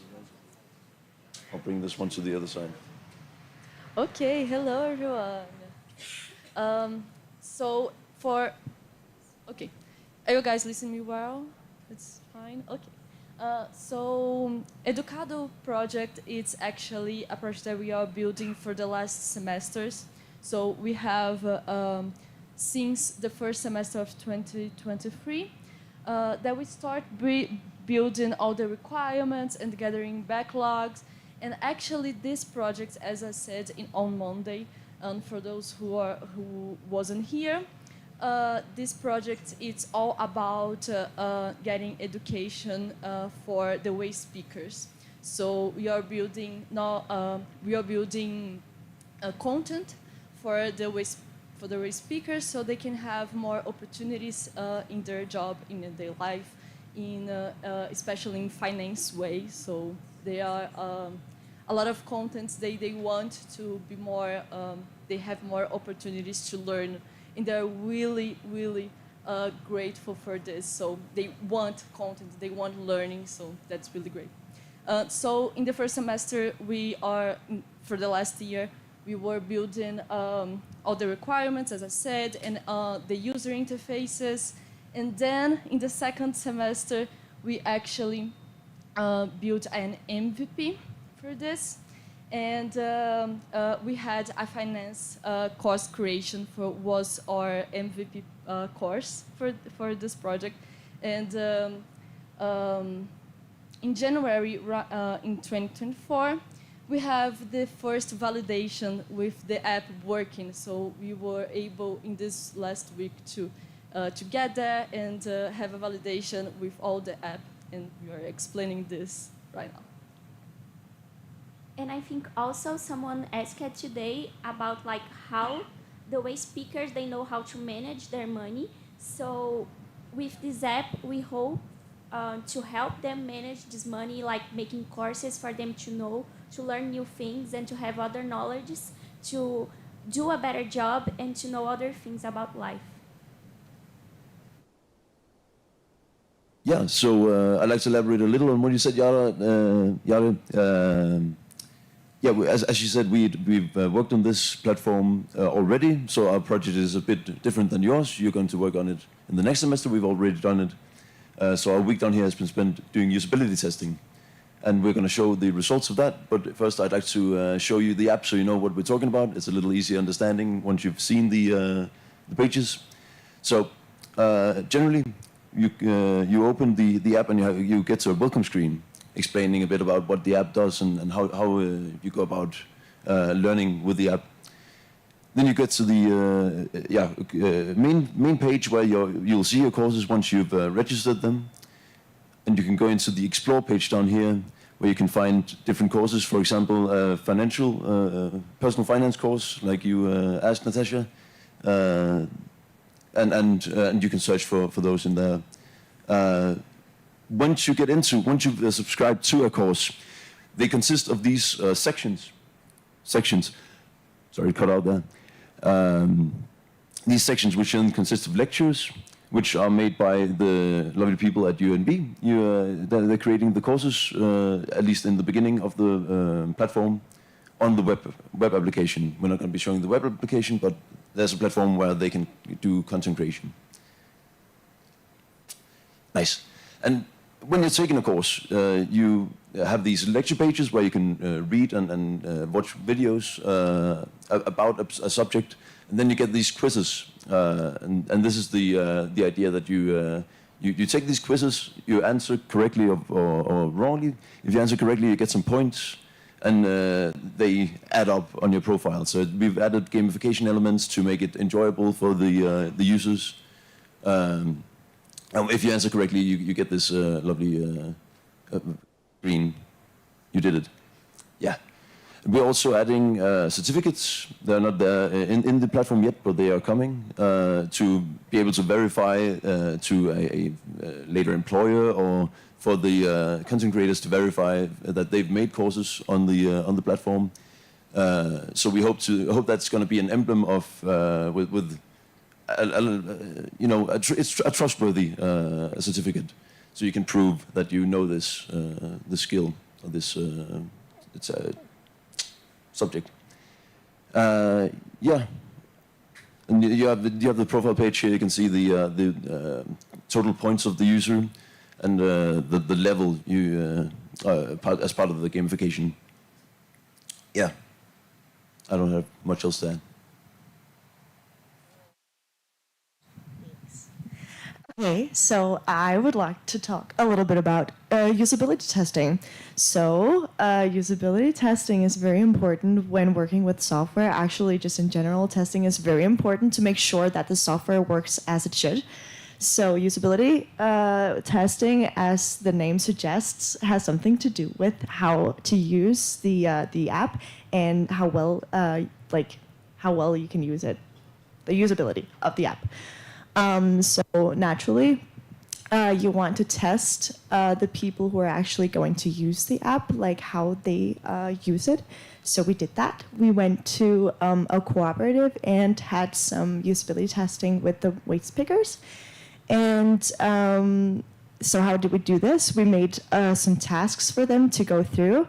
And when you use usability testing, you do these kind of narratives with the tasks. So instead of just saying, like, you should do this, you create kind of a context about the task so that it kind of makes sense for them why they do this. So, for instance, like, the first task was create a user, but you tell them that in order to use the app, you have to create a user. Please create a user. So yeah, that was these tasks. And doing these tasks, we could get a lot of feedback from the waste pickers, such as like what went wrong during the task during this test, and what went well. Did we find any bugs? All those kinds of things. We're gonna show you a little list of the problems that we found. And then in the end of this, we had some follow-up questions. So asking the users, like, was the app intuitive? What did you like? What did you not like? Would you change something? And the users were actually very happy with the product. It did have like some major bugs that actually made it difficult for them to like really complete the tasks, but we'll look into that later. But they said that the app was pretty intuitive, and that they actually just wanted to like learn a little bit more about like how it works. So it's more on them to learn how to use the app than it is on us. But also, like, obviously, it's also up to us to make it more like usable. And they didn't really have anything to add, like in order like to change anything to make it better or make it, work better. So that was definitely very positive. Although they were, I think they were way too sweet, way too nice to us, because there are definitely a lot of things to change. But Anders will talk a little bit about the problems that we found during the test. Yeah, hello. I'd like to talk about our problem list, because this sort of leads up to what we're going to do going forward. We've talked a lot about what we've done now, but this kind of leads into the future of the app for the next team that's going to work on it. So, from the notes that we took earlier during our usability test, a moderator would look over the test and take notes about what was going on. Everything from the good to the not so good to the very bad. And then we can use that with our problem list and put in some assignments that we gave them. For example, to use the app, you need to create an account with the Educato app. So that was one assignment that didn't go so well for, it didn't go so well for 2 of our participants. And then we type in the problem description. This is actually just a bug, but it's still, we had to categorize them. And we have 3 different categories here. We have catastrophic, serious, and cosmetic. Cosmetic are just things that should maybe change how they look. They don't halt the whole usability of the app. Whereas something as serious can just delay the app or make it very slow to do a simple task. And then we have catastrophic, which completely halts the use of the app. Like they couldn't even register, so they can't use it. So we have to fix that. Yes. Or actually, no, catastrophic is if they multiple people find very difficult assignments. Yeah. Yeah, and this will just help our product owners create product backlog increments in the future for the next team. So yeah, this is kind of what all of this summarized into. And also, I would like to point that we had a great project manager that should be here. Why? Come on. And for the next steps, I will explain now. We will focus in requirements, refinement, and prepare for the next development. So for the requirements, we will do tests of functionality and usability. The one that we already did was usability, to make it more like focus on the user experience and to make it easier to do all the functionalities. So we divided in those 3 groups. So the PSP5, that's our subject here in UNB to like actually do the projects. They are going to identify the website update needs and adaptations based on those 2 tests that I told, functionality and usability. So we are going to deliver a backlog of the needs, like they already told us, based on what we found. And also a prototype for the new screens that we will probably need. And also the PSP2, will be focused on making the content, so like defining what are the best contents for the app and website, and also the requirements and needs, like how many pictures they will need and videos, how many minutes of the videos, the text and everything. And also in our work, they will develop on the 2nd semester whatever we will develop in this 1st semester. So yeah, we will work together during the next semester. Also, we are thinking not only in the app for the waste pickers, but also for the content creator platform. So that's an important thing, because this platform should be easy to use also, because people should get into that and put every content that waste pickers would like to see. So, yeah.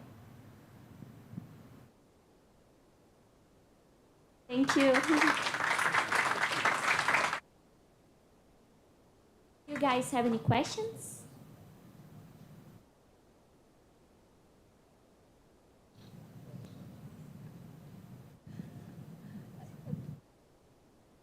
Okay, thank you for your presentation. It's not like a question, it's some curiosity that I have with the projects. So in this case, I have this curiosity about who prepared the contents, and if these contents were discussed with the waste pickers, if they were heard in this process, and if they propose more contents, or if they are interested in knowing more about other contents, other topics. That's a very good question. At the beginning, we were focusing just on the waste speakers because we wanted to solve their problem. But then we ended up trying to understand how we could get this content. And for now, we understood that the best way to get it is through the students of UNB, because we have a lot of, at least in production engineering, we have a lot of subjects in the course where we produce a lot of content. So the idea is to use it. For example, Professor Marcia, I don't know if she's here, but she has a course where she teaches finances, and we use that course. The product of the course is one of the courses that we're using on the Educado. So the idea is to use contents that students are already producing, but they are not putting anywhere. So they can put in Educado, and it can be useful to the way speakers. Thank you, and good job.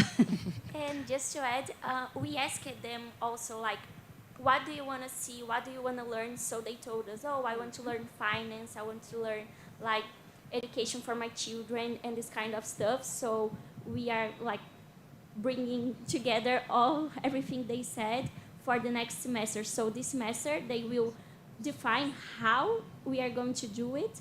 And on the others, they are going to elaborate. Yeah, and it's a very important point right now for the app to keep spreading between the way speakers. They really want more. They really want more courses. They really want to use it. It was amazing to see them using it and asking for more. So for now, that would be probably one of our biggest focus, to get more content, because now the app is useful. We can use it. It's working. So yeah, that would definitely be one of the focuses. And we're very happy, and I'm very happy and proud of this team. Congratulations to all of us, and let's keep working together to make this app even better and in their lives.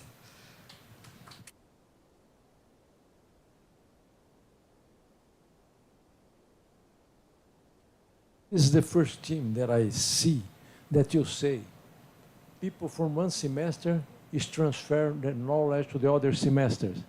Maybe we professors, we should think about that for all the courses, for all the projects, because this is the first one I saw this. Okay, people from PSP2 is going to use things from PSP5 or the last semester.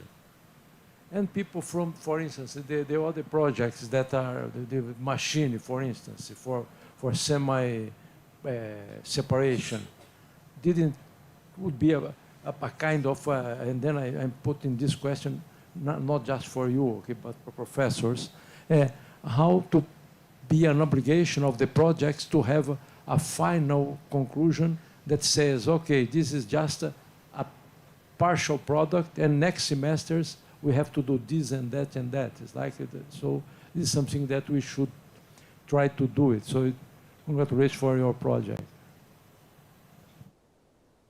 Perfect. I also have a question. It's not actually a question, actually. It's just big congratulations to the team. Big congratulations to the Danish team who made it happen in Denmark. It was a big semester with a lot of nice meetings and a lot of development. It was so good. I would like also to congratulate Luisa, because she went to Copenhagen for 3 months and went there to be the product owner of this app. So because this project is had already development, right? So Luisa went to Copenhagen. So she made a big effort to go there and being a product owner of a course with 35 developers. So that was so good. And also a special congratulations to Yara, because although she was not in Copenhagen, it almost felt like she was. So she was so active in the process of building this app, and that's so nice. And yeah, in Software 5, where is Daniel? Oh yeah, exactly, in the Software 5 course. So I think it was really nice to have both of them active with all our amazing Danish team, right, Daniel? Wonderful. So yeah, that's it. So any other questions? Okay. Also from my side, congratulations. It's really nice to see a project that has come so far and has been carried through multiple semesters. I just have one very simple question, and that is when will we see the waste pickers using the app, not only as a testing, but in real life and fully benefit from it? They can use the app already. We just need to fix the course, right, Professor Marcia? And when we finish this course, we will launch it to everybody because the app is on Play Store. They can use it already. So it's just finishing the course and we'll spread the news between the speakers. That is so cool. Yes. Wonderful. So the question now is Daniel? Daniel himself? No, I don't have a question. I just wanted, first of all, to really thank Luisa once again for her amazing work that she did over the semester. I thank very much Yara for her supporting role, especially in the design phase, and clearly the students that, in my personal opinion, did an amazing work. As I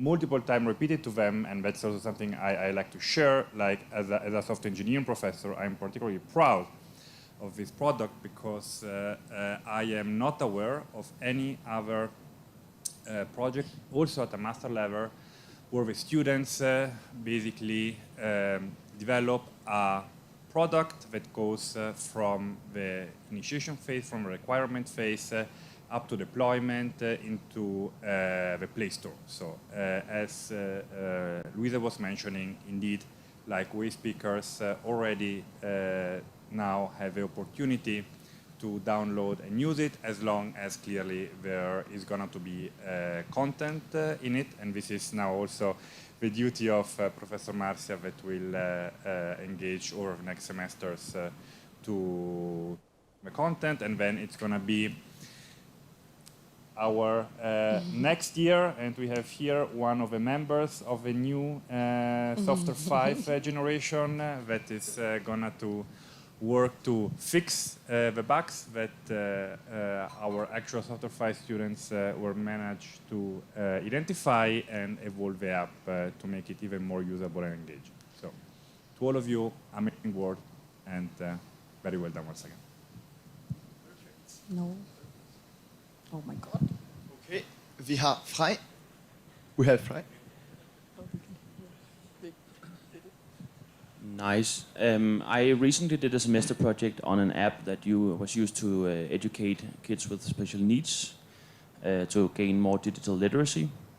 And what we found in our investigation was that the mediator role, or some kind of help to understand the capabilities of the app, and some material that goes along with that, could be a really nice addition, because we cannot stress the importance enough of being alone with an app that's not working, or you might find that there's infrastructural barriers within the app. So a written guide to how to interact with the app, like questions, how do you use this, and a visual guide that if you have a person that you need to show to someone that you expect have a lower literacy than yourself, then it's really, really nice to have a written guide where you can ask questions to make the person engage with the app intellectually before sitting down and then filling out the quiz. So like first gain forforståelse, before understand. Forforståelse.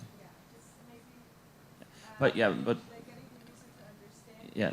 to get the user to understand the scope before they go into using the app, because there's so many barriers that you can face using such an app.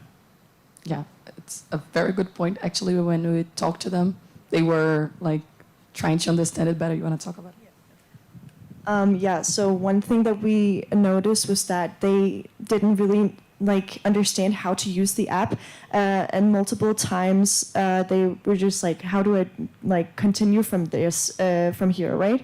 So it's like the app is kind of like a game. So when you go into a course, the structure is like you have a course, and can you hold this?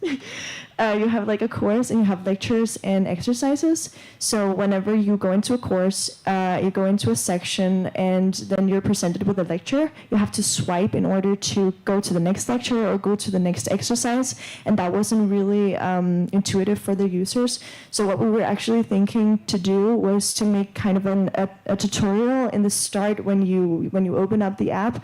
To kind of like present the core mechanics of the app so that it makes sense for them, both like the gamification aspect of it, you know, how to swipe between the screens, but also just like simple functionalities. How do I download stuff? How do I subscribe to stuff? What is the purpose of the points? Like what happens generally in the app? Yeah. Just to tie my contribution here is that we found in our investigation and my knowledge as a teacher as well that the app is a really great tool, but it needs to be used as a secondary, like to gain experience, to know the language, and then as a secondary to that, you need to talk over the app, like let the app sit on the table and then have conversations. So maybe material that supports further conversations and stuff like that. Yeah, and what I was going to say is that they have a lot of training projects at the cooperatives, and the cooperatives love the app because it's complementary. Just like I said, they have other ways of training the way speakers, and the app is just an extension of how they can spread it even more. So it's not the only way, but it's of course helping. Perfect. Yeah, and I think for all the projects we are going to, the plan is that in the project management office of University of Brasília, I have suggested, and I think it will be something that it will be implemented, that there is something called project implementation workforce, and they will be able to actually bring to the field, to the concrete people, to try to really implement the project and get it running, and also collect feedback in a strong way. Yeah.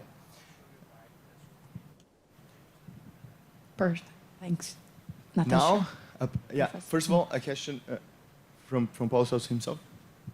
Yes, congratulations, excellent work. Just an idea for you.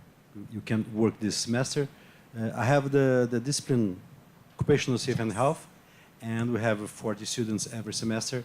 And the last 2 years, I'm working with Professor Andrea Santos with a project of the Public Attorney, Ministério Público, and to make these courses. And I have about 24, 25 ideas, and we can use this semester so they can develop these courses. But we must have a guideline how to develop a course and a framework and something like fields to fill, not something blank. They must use a framework and a structure that you have already think about. Of course. So we can use it. Let's okay? do it.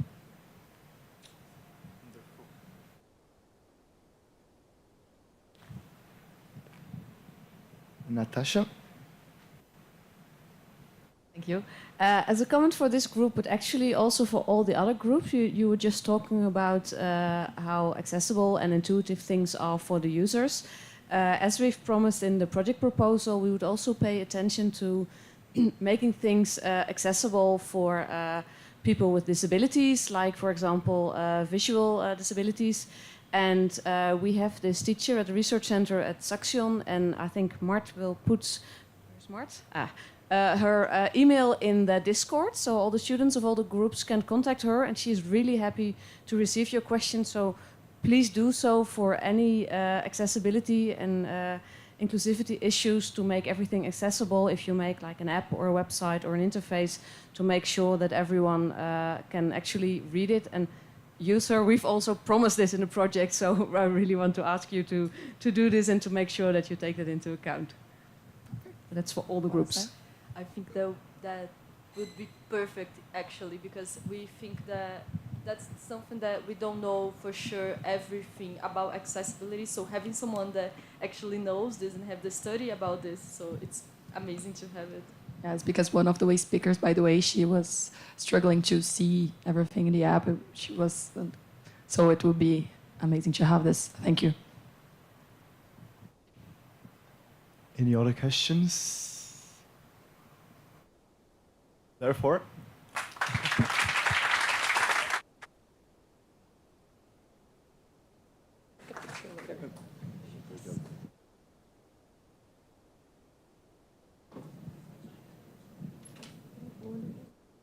Thank you so much, group, for the presentation and for all the questions as well.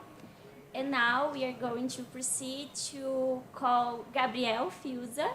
He's a student here in UNB for production engineer, and he's also a coordinator of the Egalitarian. So welcome, Fiuza.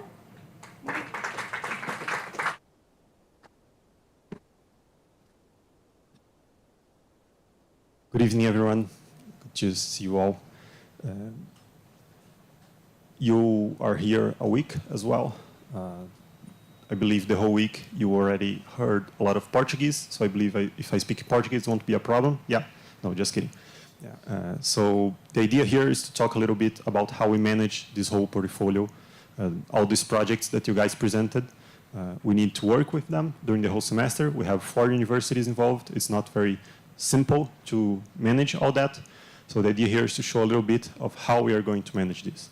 Okay, so just for everyone to know me, I'm Gabriel. I'm one of the coordinators of Egalitarian. I wasn't very present during this week because of a full schedule, but I was working with all the staffs beforehand to make this amazing event for all of you.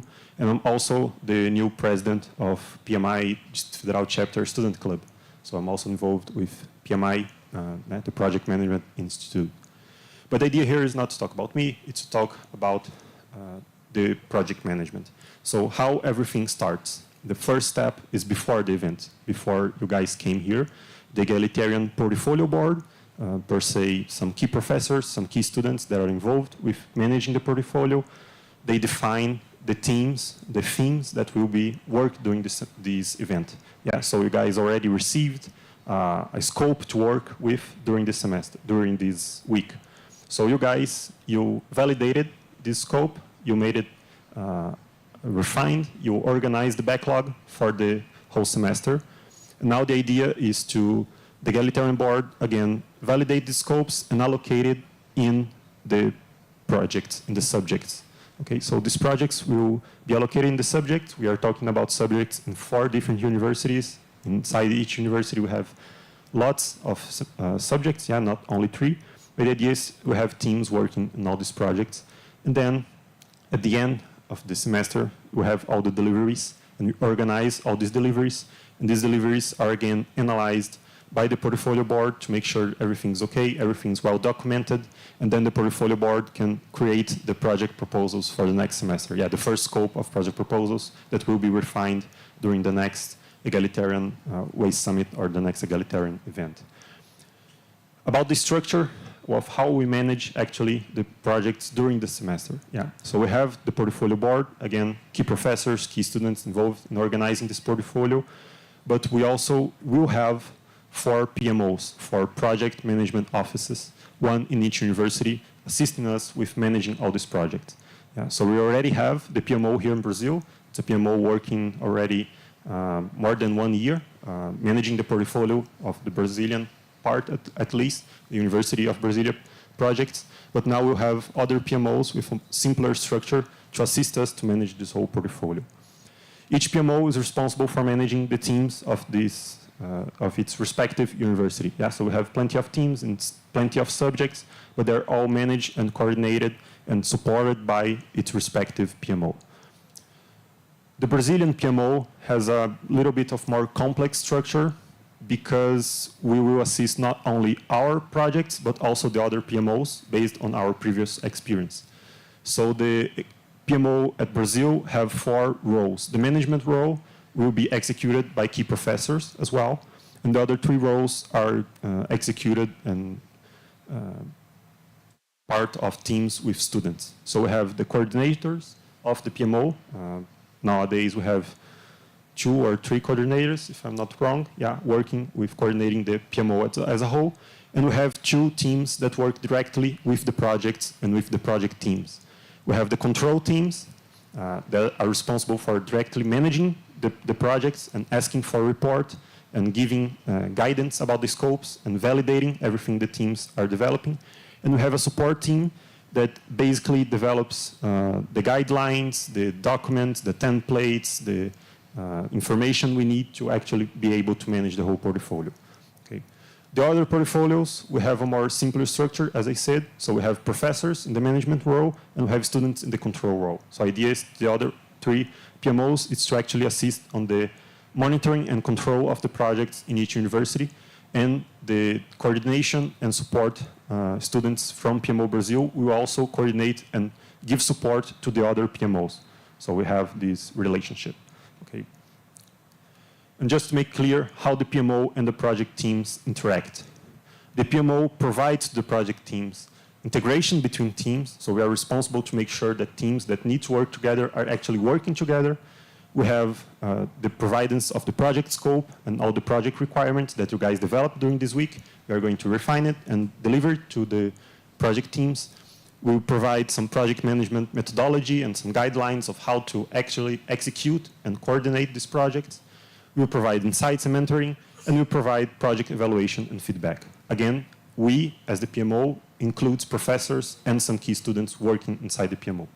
And the project team reports to the PMO the status report of the projects at each sprint, at each checkpoint of the project, the executive summary in the end of the project, the final deliveries. They give the difficulties and blockings they're having so we can assist them. The project deliveries herself, the partial deliveries, the final deliveries, so we can document everything, don't lose any important information. And they provide also ideas and feedbacks so we can restructure our model and evaluate our model semester after semester. So this is the main organization method. Of course, we have lots of more details in the background to make this happen, but it's the general idea that I wanted to share with you of how we're going to work during this whole semester and during the whole 3 years of egalitarian event and project. Okay, so it's just overview. Thank you very much. And if you have any questions or if you are curious to know a little bit more of details, please just ask.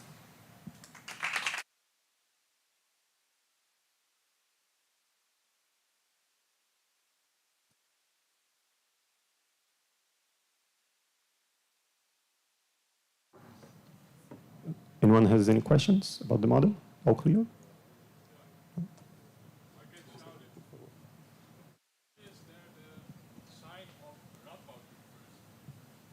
Sorry, I couldn't understand your question.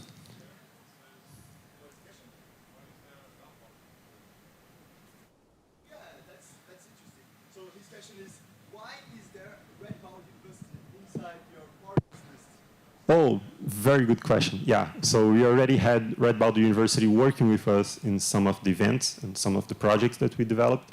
They're not working directly with us this semester, but they're yet a partner of the egalitarian program. Yeah, that's why. So they are partners. So egalitarian as all the have like the main partners, and we can also connect. We can also like extend the impacts of the projects. Like for let's say if Red Ball University wants to adopt one of our teams, one of our programs, and they actually do that, then they will probably do that again in the following semester.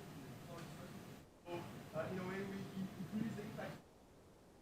That's why Gabriel included in his presentation because he put like a full list of partners, but of course the main partners are the first one.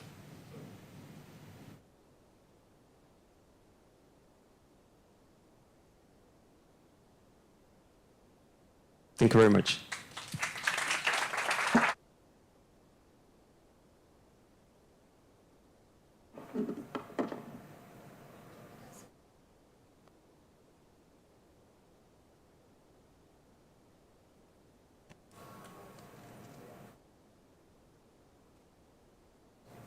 Thank you.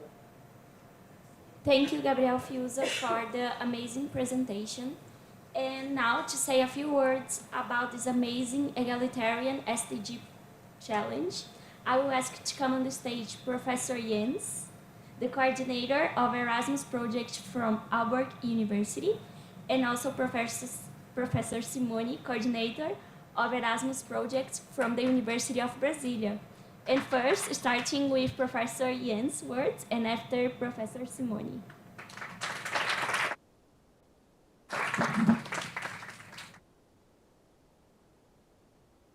Thank you so much. I think you have already listened a lot to me today and throughout the week. So I think my main message is that I hope you have enjoyed it as much as I have.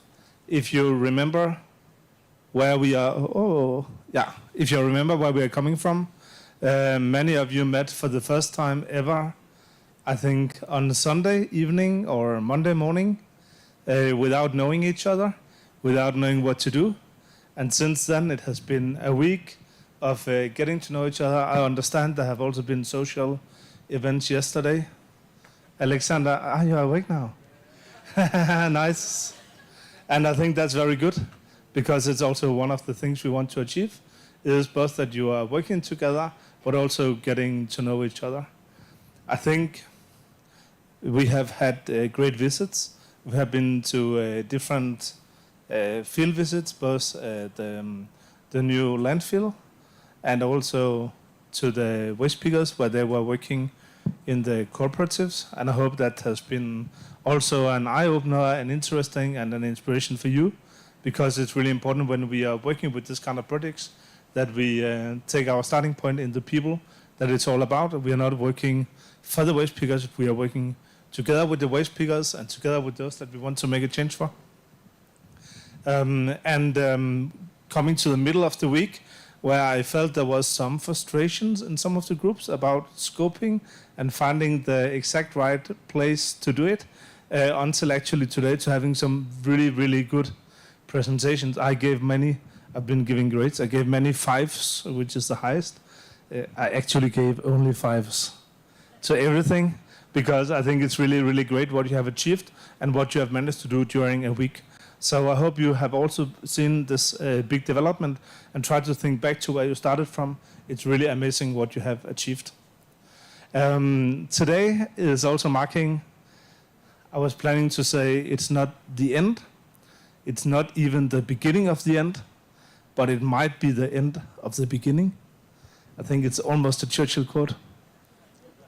But this is also the last day of the first seminar that we have in this project, with so many universities on board. It's a scaling of what we have been doing together for some years, and I hope you have had a good experience with everything.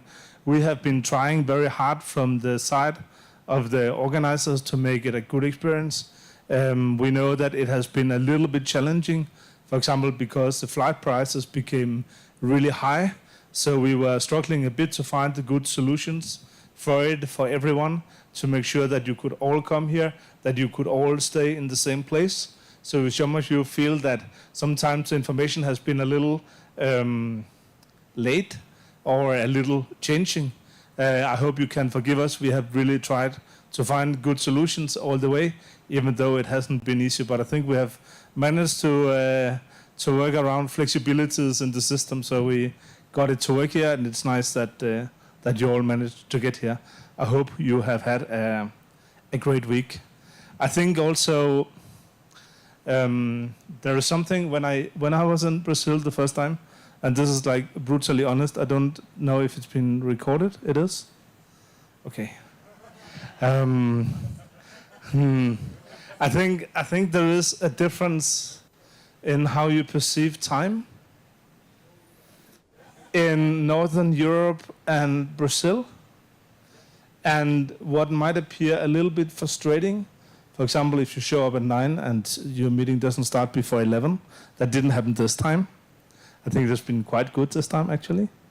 But but I think we also see that there is a positive effect of it, because things here are quite flexible. So you are able to set up, if you want to meet with different stakeholders, you actually can manage to set up a meeting even on a short notice, where I think in in Denmark where I come from, it would be much more difficult because everything is an Outlook and everything is 1 hour. So there is no time until February 27, and that's not really useful when you are here for a week. So I hope that you, especially those of you coming here from Europe, have also got a sense of the advantages of this more flexible perception of time. I think it's also one of the things you can see from a project like this, is that there are different ways of doing it, and both have its qualities and its frustrations. Wasn't that a nice way to word it? With this, I just would like, from my end, to thank you all for coming here and for being part of this and for contributing through the whole week. I'm looking forward to see what the collaboration will bring. Later on, we will have a short evaluation session. I hope you're also ready for that, because it's really important for us also from the organizer side that we are making something that's cool and valuable for you. And I'm sure that this is the first time we are doing it. There are for sure things that we can learn, and I hope you will also help us to become even better to do it in the future. But that would be the last word from my side. Thank you so much for a great week together.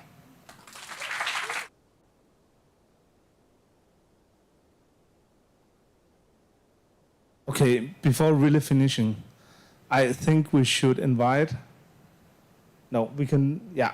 Let's invite the Brazilian professors up here. All of those who are here.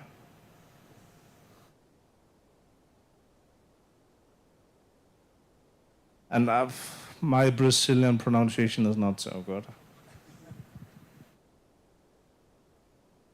But I think especially those, and I know you have been working hard to make this possible and to host everyone here. I think maybe Mateus, you can also come on the stage. I think that without Mateus, this would not have been possible to do. And I hope that you will give all of them a big hand of applause.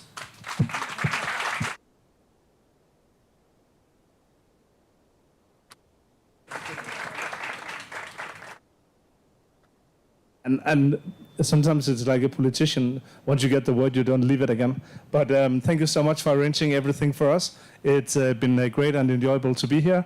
And now I think I will ask you to step down, and then I will give the microphone to Professor Simone.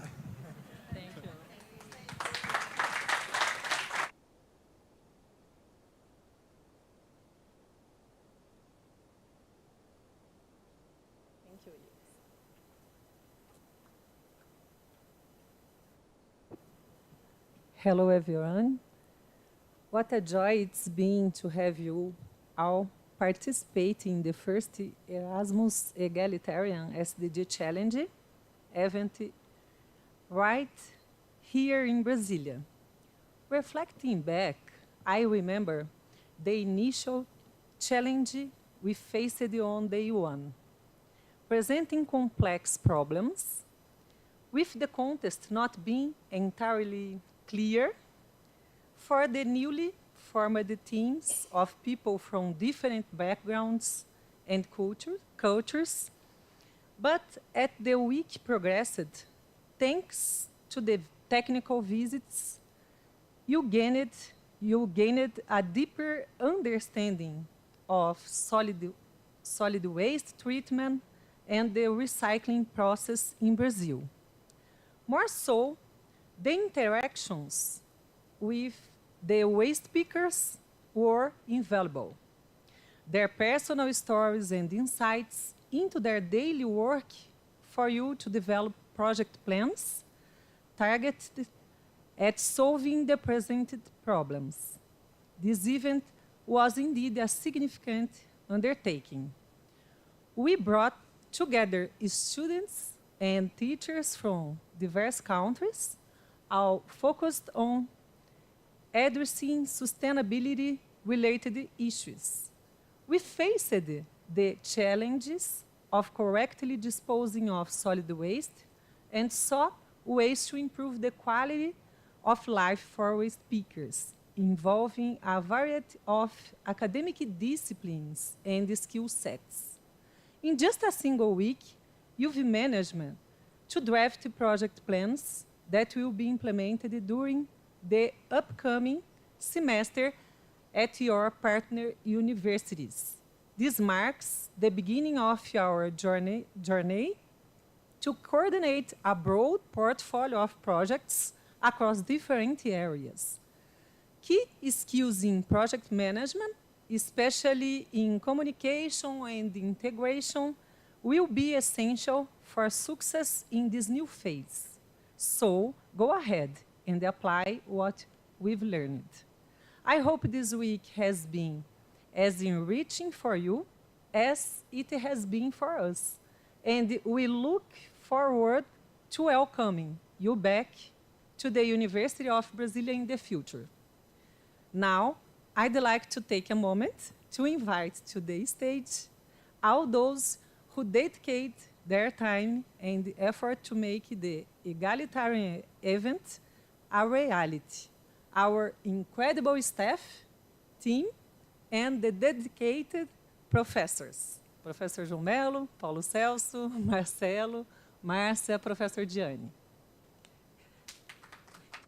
Here, please. Let's give them, yes, let's give them a warm round of applause as a token of our gratitude for their effort. How the team.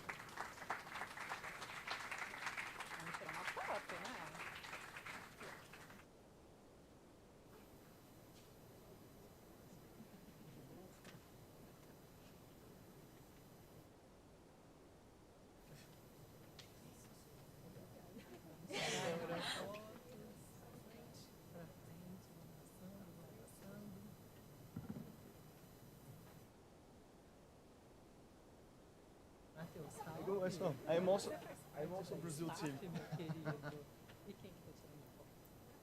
Gabriel.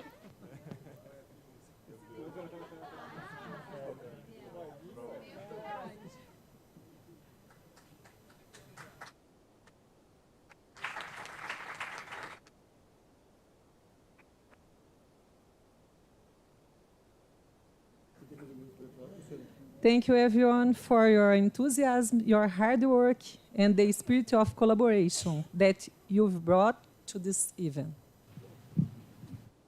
And a final round of applause for you. Aye. Which is the main part. Cool, guys. Thank you so much. Thank you so much for this. So, right now, I'm going to invite all of you to come to the stage so we can take a general picture. Afterwards, we are going to have a coffee break and a very short evaluation session afterwards. So, and you need to make a very important announcement as well, Luis. So that's also cool. Yes. Guys, before we go out for coffee break, sorry. Before I go out for coffee break, I'm going to distribute a paper for each one of you, and I need all your signatures because you give us the right to post the images and the videos with you guys in the social media of the event. So that would be nice. Thank you. So everybody can be there in the cool videos and post that we'll do. Woohoo! So now, let's come over here and take a general picture. I think it will be, it will take some space, but we will make it happen.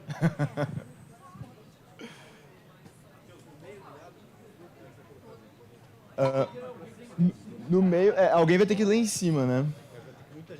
Oh, I'm speaking in Portuguese, sorry. Some people will have to go up there. I think Juha and Gabriel should do. Oh yeah, also the tall guys, yeah. And also we football team a little bit here, so. Good. Huh? Yeah. Sitting is also cool.